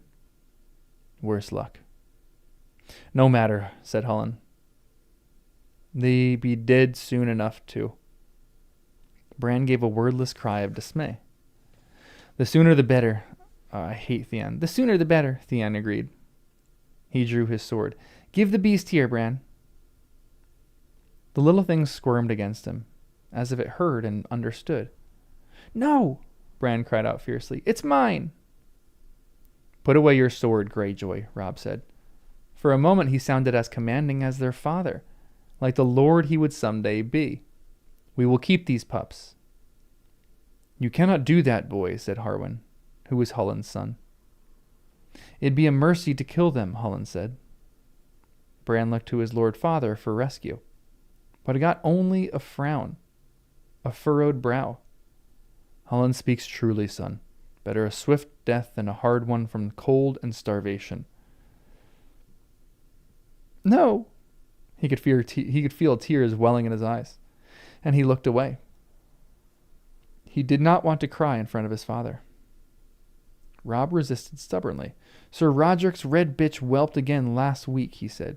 "It was a small litter, only 2 live pups. She'll have milk enough. She'll rip them apart when they try to nurse." "Lord Stark," Jon said. It was strange to hear him call father that. So formal. Interesting. Bran looked at him with desperate hope. "There are 5 pups," he told father. 3 male, 2 female. "What of it, Jon?" "You have 5 true-born children," Jon said. 3 sons, 2 daughters. The dire wolf is the sigil of your house. Your daughters, or your children, were meant to have these pups, my lord. Bran saw his father's face change. Saw the other men exchange glances. He loved Jon with all his heart in that moment. Even at 7, Bran understood what his brother had done. The count had come right only because Jon had omitted himself. He had included the girls, included even Rickon, the baby, but not the bastard who was born surnamed Snow. The name that custom decreed be given all those in the north unlucky enough to be born with no name of their own. Their father understood as well.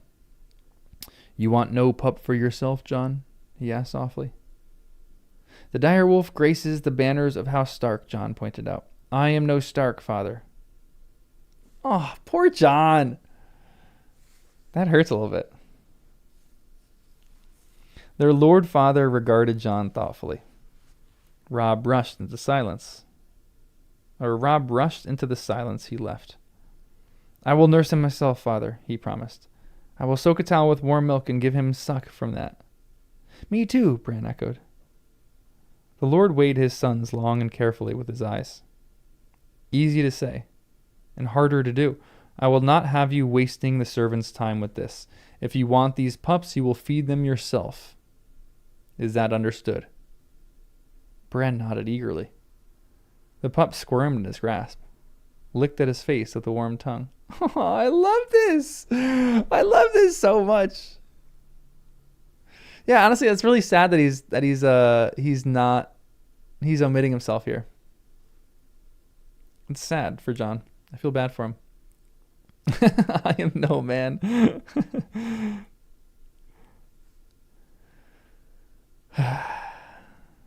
"You must train them as well," their father said. "You must train them. The kennel master will have nothing to do with these monsters.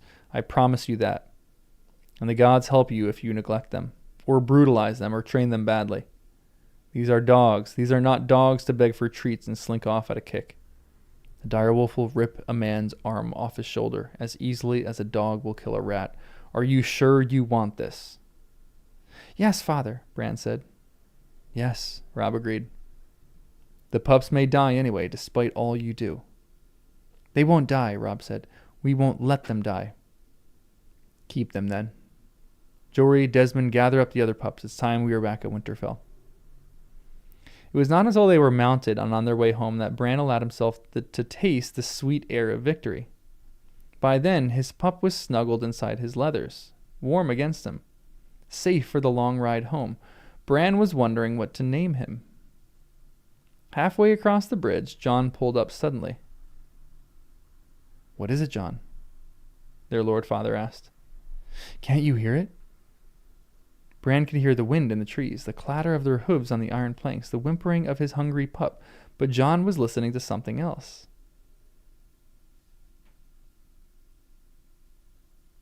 Interesting.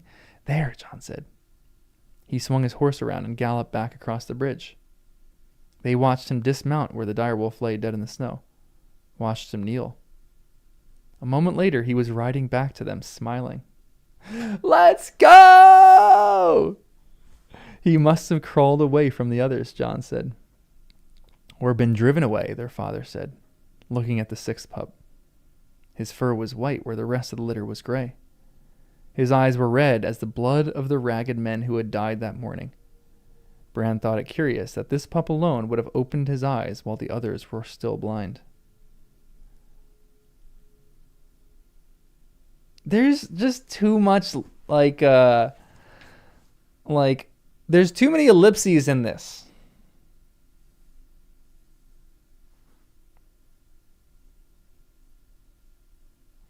There's too much foreshadowing, and I don't know what this foreshadowing all is yet. But something that I do love is Bran couldn't hear this. Jon could hear it. I feel like there's something there. Bran thought it curious that this pup alone would have opened his eyes while the others were still blind. An albino, Theon Greyjoy said with a wry amusement. This one will die even faster than the others. Jon Snow gave his father's ward a long, chilling look. I think not, Greyjoy, he said. This one belongs to me. Let's go.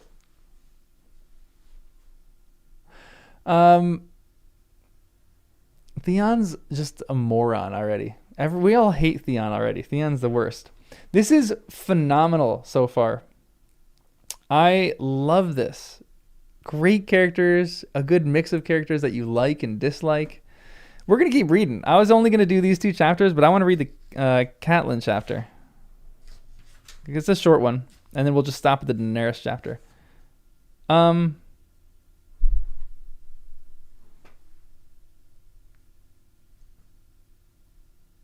So much foreshadowing.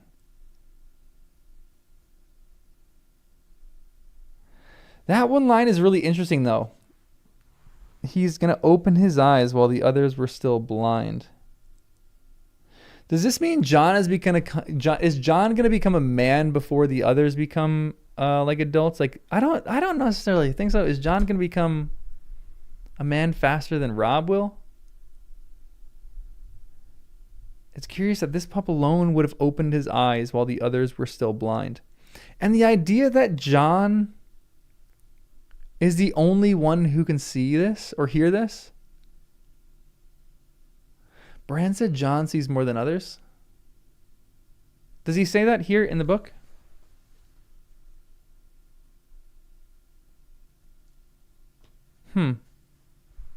Is that a show line or did I miss that in the book?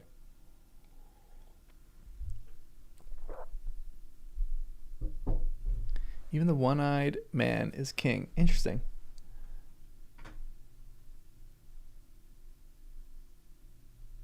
When Jon points out the man who is afraid. Oh, yeah. Let me actually read that again.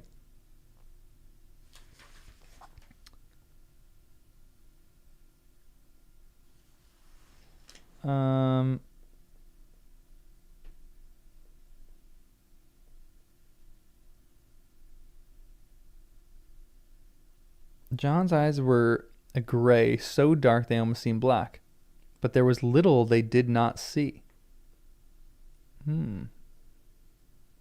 Interesting. He's good at connecting things here. I love this. This is a good story so far, guys. I really like this. I'm really liking this. This is going to be fun to write about, too.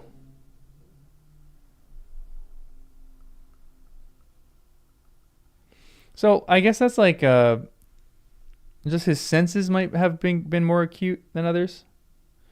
Like the way that he gets him here is phenomenal. Like he's just I think it's so fascinating that, I mean, again, I'd be curious. Like I want to run an exercise. I want to run an experiment to see more about John, but we can't right now. I want to have him gather everyone back in that little area and say, can anybody hear that? And I want to know if anybody else, because Bran is young. Maybe Bran just doesn't have his senses that attuned to it. But why was John able to just go away and hear this little pup? I think that's so fascinating. John was listening to something else. Like Bran hears everything. He hears the wind in the trees, the clatter of the hooves on the iron planks, and the whimpering of his hungry pup. But John was listening to something else. I feel like this is going to be like evident too. Like John's mind is going to be on other things while people are trying. Like he's going to be like a fish against the current. He's going to always see things in a different way, I feel like. Yeah, there's a lot of opposites already that he's writing. He loves he does seem to love his colors. Like in the beginning, the prologue, you have the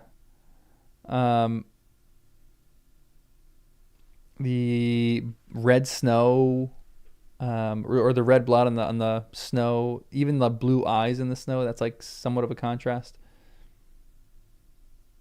Great use of color so far.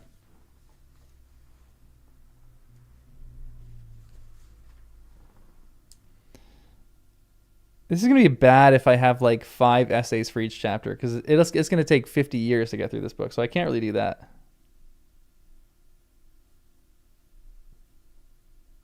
The name Bran means raven in Old Irish. Interesting. Love that. All right. Let me read the Catelyn chapter. Or Catelyn chapter. Catelyn? All right, we just got a few more pages. I'm very hooked on this already. So, I'm into this story, guys. This is going to be great. This is going to be so fun. All right, Catelyn. Catelyn had never liked this godswood. This godswood? Why doesn't she like this godswood? She had been born at Tully, at Riverrun far to the south, on the red fork of the Trident. The godswood there was a garden, bright and airy, where tall redwoods spread dappled shadows across tinkling streams. Birds sang from hidden nests, and the air was spicy with the scent of flowers.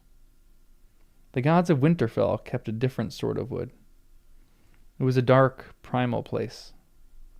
3 acres of old forest, untouched for 10,000 years, as the gloomy castle rose around it.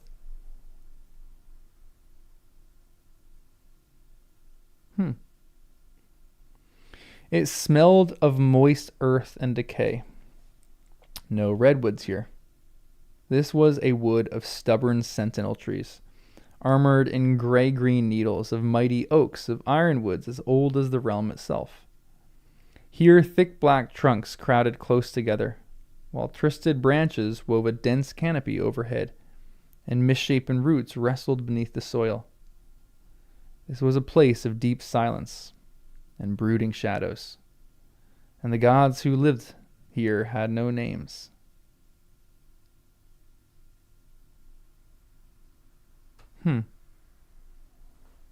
What is this saying about the North and about Winterfell? I feel like this is like maybe he's going overboard in this, but I feel like, and maybe I'm going overboard in this. Like every paragraph feels like it's talking about what the actual like place feels like. Like, is this like a indication of what is going to happen with the Starks Are they going to be misshapen roots wrestled beneath the soil? Like, is that even something of Jon's lineage?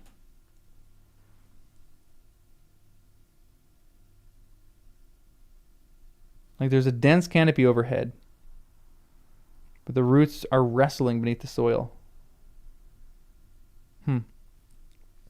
But she knew she would find her husband here tonight. Whenever he took a man's life, afterward he would seek the quiet of the godswood. Catelyn had been anointed with the 7 oils and named in the rainbow of light that filled the sept of Riverrun.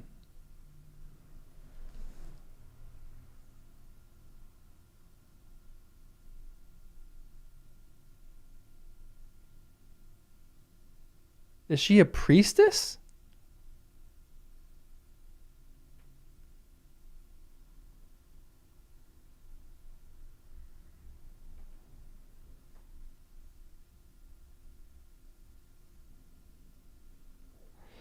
She was of the faith like her father and grandfather and his father before him.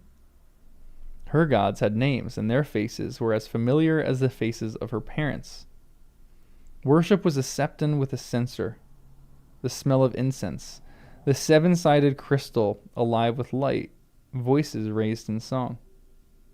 The Tullys kept a godswood, as all the great houses did, but it was only a place to walk or read or lie in the sun.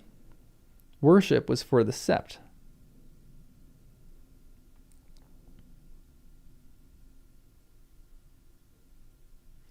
For her sake, Ned had built a small sept where she might sing to the 7 faces of gods. But the blood of the first men still flowed in the veins of the Starks, and his own gods were the old ones, the nameless, faceless gods of the greenwoods they shared with the vanished children of the forest. Okay, so Catelyn follows the new gods and the north follows the old gods. Okay, that's good. That's helpful. Interesting.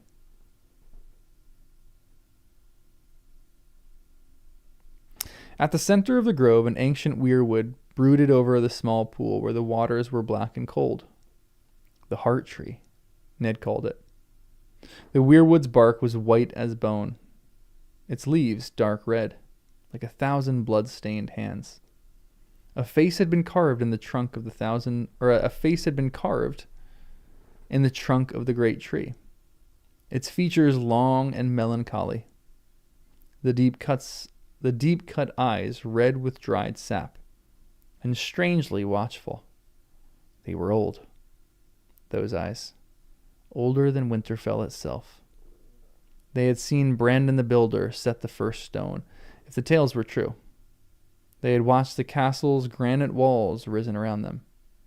It was said that the children of the forest had carved the faces in the trees during the dawn centuries before the coming of the first men across the narrow sea.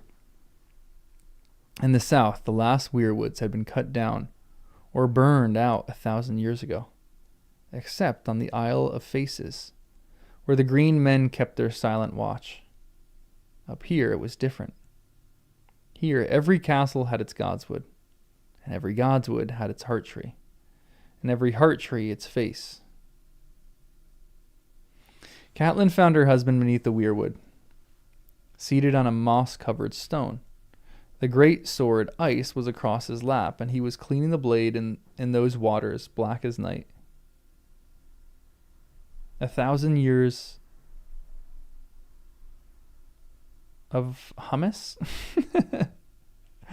1,000 years... What is... There's one M, not two. Humus. I've never heard of this plant before. I need to look this up.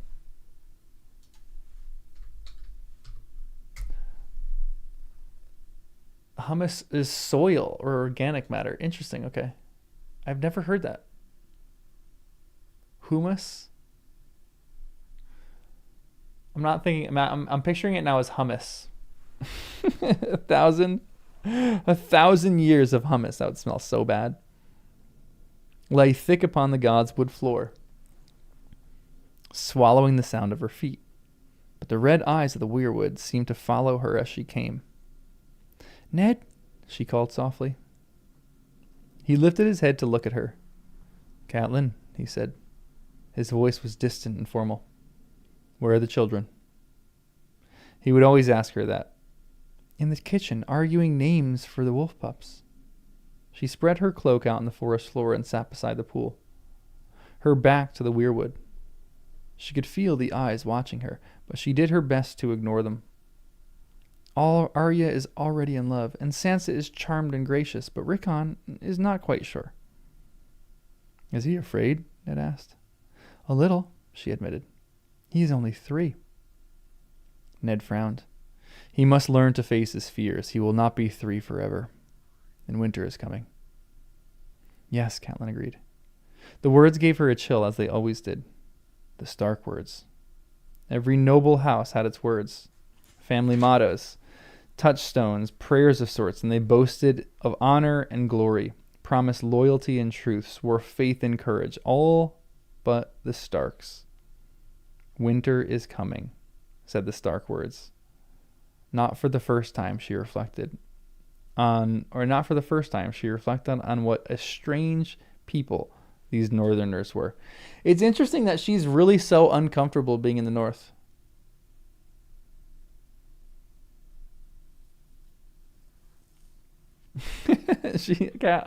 I'm leaving you and taking the kids. Good luck with 3-year-old. I read Hummus for Soil in Lord of the Rings, really?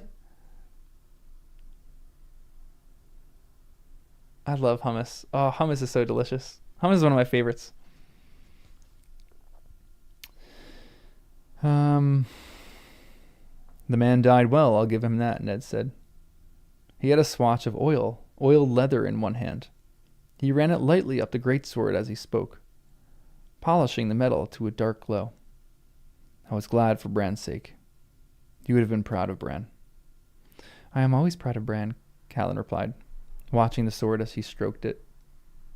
She could see the rippling deep within the steel, where the metal had been folded back on itself 100 times in the forging. Catelyn had no love for swords, but she could not deny that ice had its own beauty. It had been forged in Valyria, before the doom had come to the old freehold, when the ironsmiths had worked their metal with spells as well as hammers. 400 years old it was, and as sharp as the day it was forged. The name it bore was older still, a legacy from the age of heroes, when the Starks were kings in the north. He was the 4th in his year, Ned said grimly. Poor man was half mad. Something had put a fear in him so deep that my words could not reach him. He sighed. Ben writes that the strength of the Night's Watch is down below 1,000. It's not only desertions. They are losing men on rangings as well. Is it the wildlings? She asked. Who else? Ned lifted ice, looked down the cool steel length of it. And it will only grow worse. The day may come when I will have no choice but to call the banners and ride north to deal with this king beyond the wall for good and all. Beyond the wall? The thought made Catelyn shudder. Ned saw the dread on her face. Mance Rayder is nothing for us to fear. There are darker things beyond the wall. She glanced behind her at the Hearts tree. The pale bark and red eyes, watching, listening, thinking its long, slow thoughts. His smile was gentle. You listen to too many of old Nan's stories. The others are as dead as the children of the forest, gone 8,000 years. Maester Luwin will tell you they never lived at all. No living man has ever seen one. Until this morning, no living man had ever seen a dire wolf either, Catelyn reminded him. Dang, is that actually true? That's crazy. No living man had ever seen a direwolf until this morning.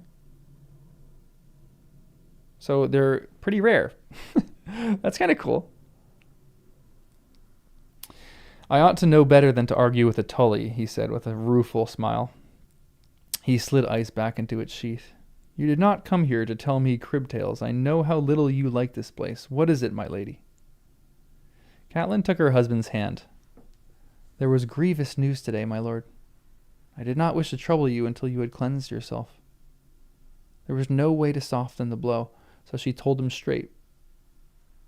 I am sorry, my love. Jon Arryn is dead. His eyes found her, and she could see how hard it took him. As she had known it would. In his youth, Ned had fostered at the Eyrie, and the childless Lord Arryn had become a second father to him. And his fellow ward, Robert Baratheon. Dang, they warded together. I didn't know that. When the Mad King Aerys II Targaryen had demanded their heads, the Lord of the Eyrie had raised his moon and falcon banners in revolt, rather than giving up those he had pledged to protect. And one day 15 years ago, this second father had become a brother as well, as he and Ned stood together in the sept at Riverrun to wed two sisters, the daughters of Lord Hoster Tully. Jon, he said, is this news certain?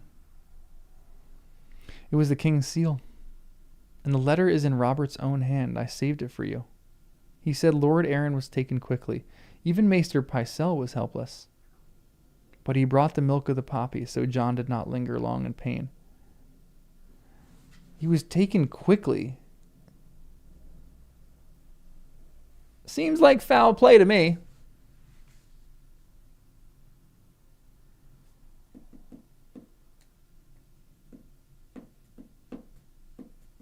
There's giant spiders? No. The Direwolves and Dragons haven't been seen in living memory, but clearly magic is coming back to the world. That's crazy to me.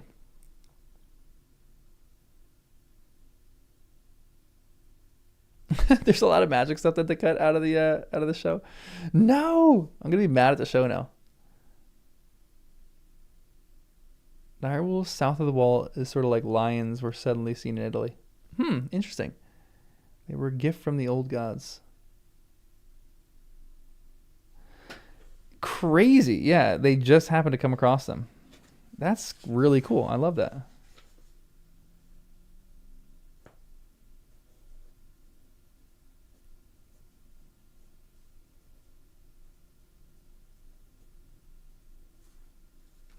The rarity of direwolves.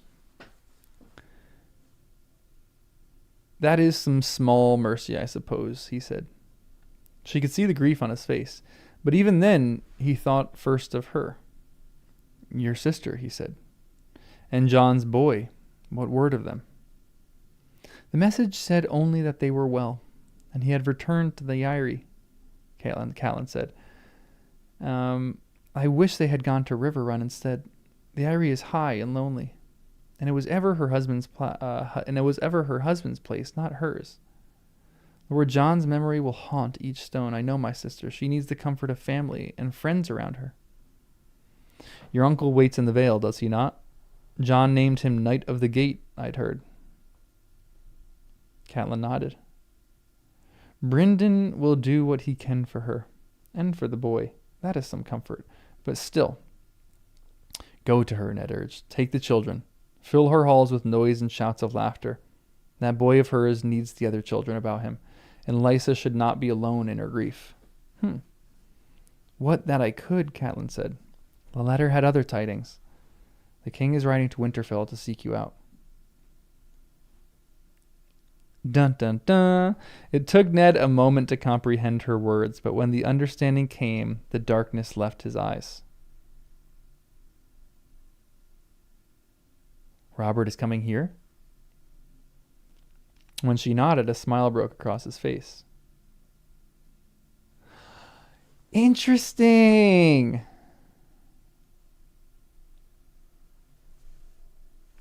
Does Ned actually want to be the king's hand?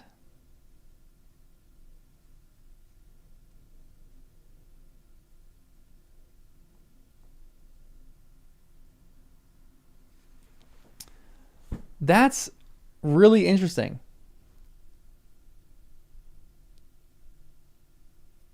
He doesn't. Yeah, I mean, they're very good friends for sure, but it seems like the understanding coming to him is like the thing that makes him smile, not necessarily the friend.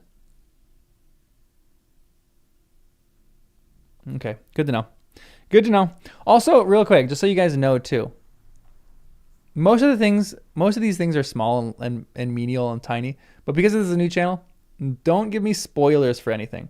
Like, that's small and menial, so that's not really a spoiler. But anything that happens for this, I ask a lot of questions for this, but some of these questions are not meant to be answered. They're just me giving my thoughts and feelings.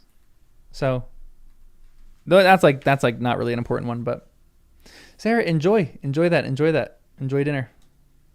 But yeah, you guys can share in my joy of this. It's gonna be fun. A little first time read. But yeah, I don't want any spoilers. That's the big thing. Thank you, Nemo. I'll have to make another mod or two so that you guys can remove spoilers. All right. Catelyn wished she could share in his joy, but she had heard the talk in the yards. A dire wolf dead in the snow, a broken antler in its throat. Oh, she knows. Dread coiled within her like a snake, but she forced herself to smile at this man she loved.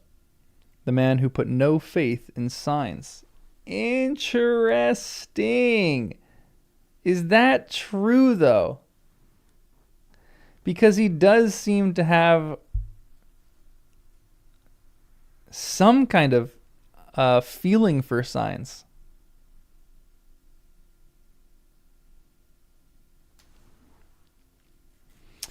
I knew that would please you, she said. We should send word to your brother on the wall. Yes, of course, he agreed. Ben will want to be here. I shall tell Maester Luwin to send his swiftest bird. Ned rose and pulled her to his feet. And pulled her to her feet.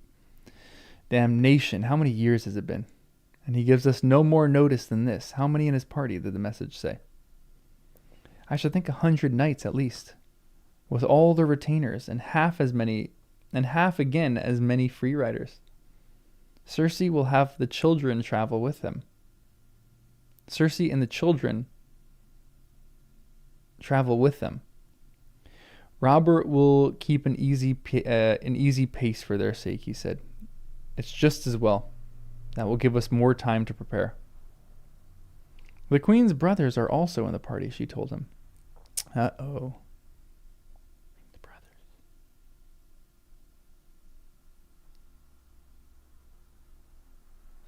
brothers. Ned grimaced at that. There was a small love between him and the Queen's family, Catelyn knew. The Lannisters of Casterly Rock had come late to Robert's cause, when victory was all but certain. And he had never forgiven them. Well, if the price for Robert's company is an infestation of Lannisters, so be it.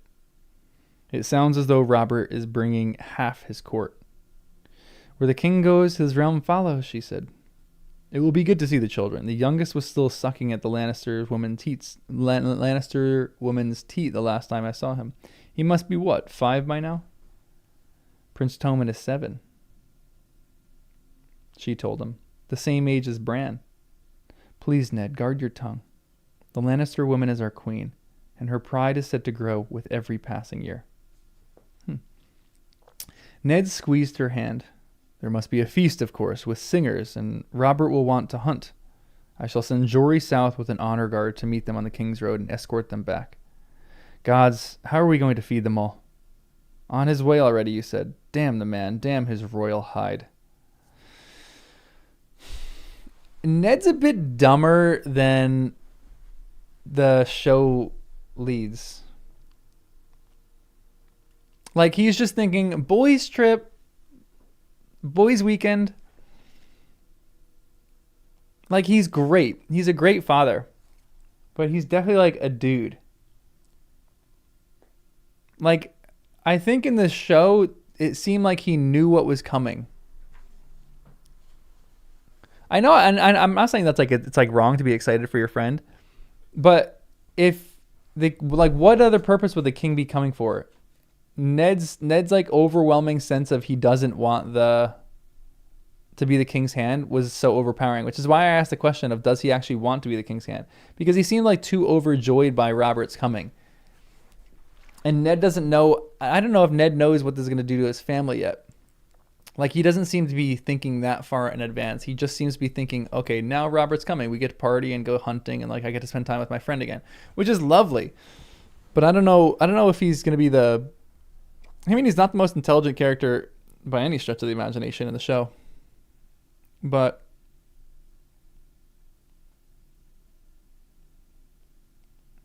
he doesn't have like this ominous feeling over him. I'm excited to keep reading this, guys. This is a great story so far. I got a few things I want to write about. I probably won't do a live read every single chapter or every single section of this. So keep that in mind. I don't know how many essays are going to come out per week, but there's not like a ton that I'm going to talk about for each one. Robert Moore is a brother to Ned. Okay, interesting. Yeah, honestly, that's true.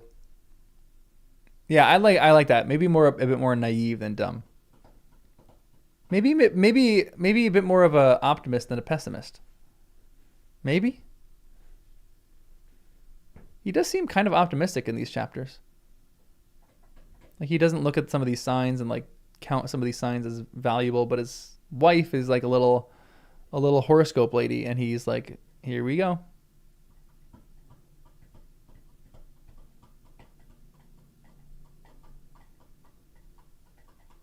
Yeah, so Ned knows why he's coming, but that's my whole question though. Like, if he knows why he's coming, and he either wants to be the King's Hand because he's so like overjoyed at the coming, or he's just excited to see his friend, which I think is true. So I'm excited to keep reading this, keep checking this out. I might actually go write an essay now.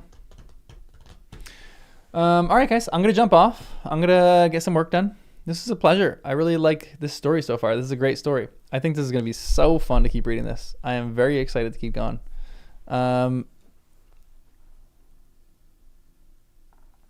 This is going to be great. This is going to be a great story. Make sure you subscribe, because some of the essays are going to come out maybe tomorrow, maybe next week. We'll see. I don't know how many there are going to be a week, but just contingent depending on what how much I get through. But we'll see. But this is a pleasure, guys. This is really fun. I'm really going to enjoy this story, and I hope you guys can enjoy it with me. I will see you guys in the next one. I don't know when the next live is going to be. I don't know how we're going to structure the live reads for this. They might be all over the place. Yeah, we'll see. We'll figure it out. But I'll see you guys in the next one. Later. Later.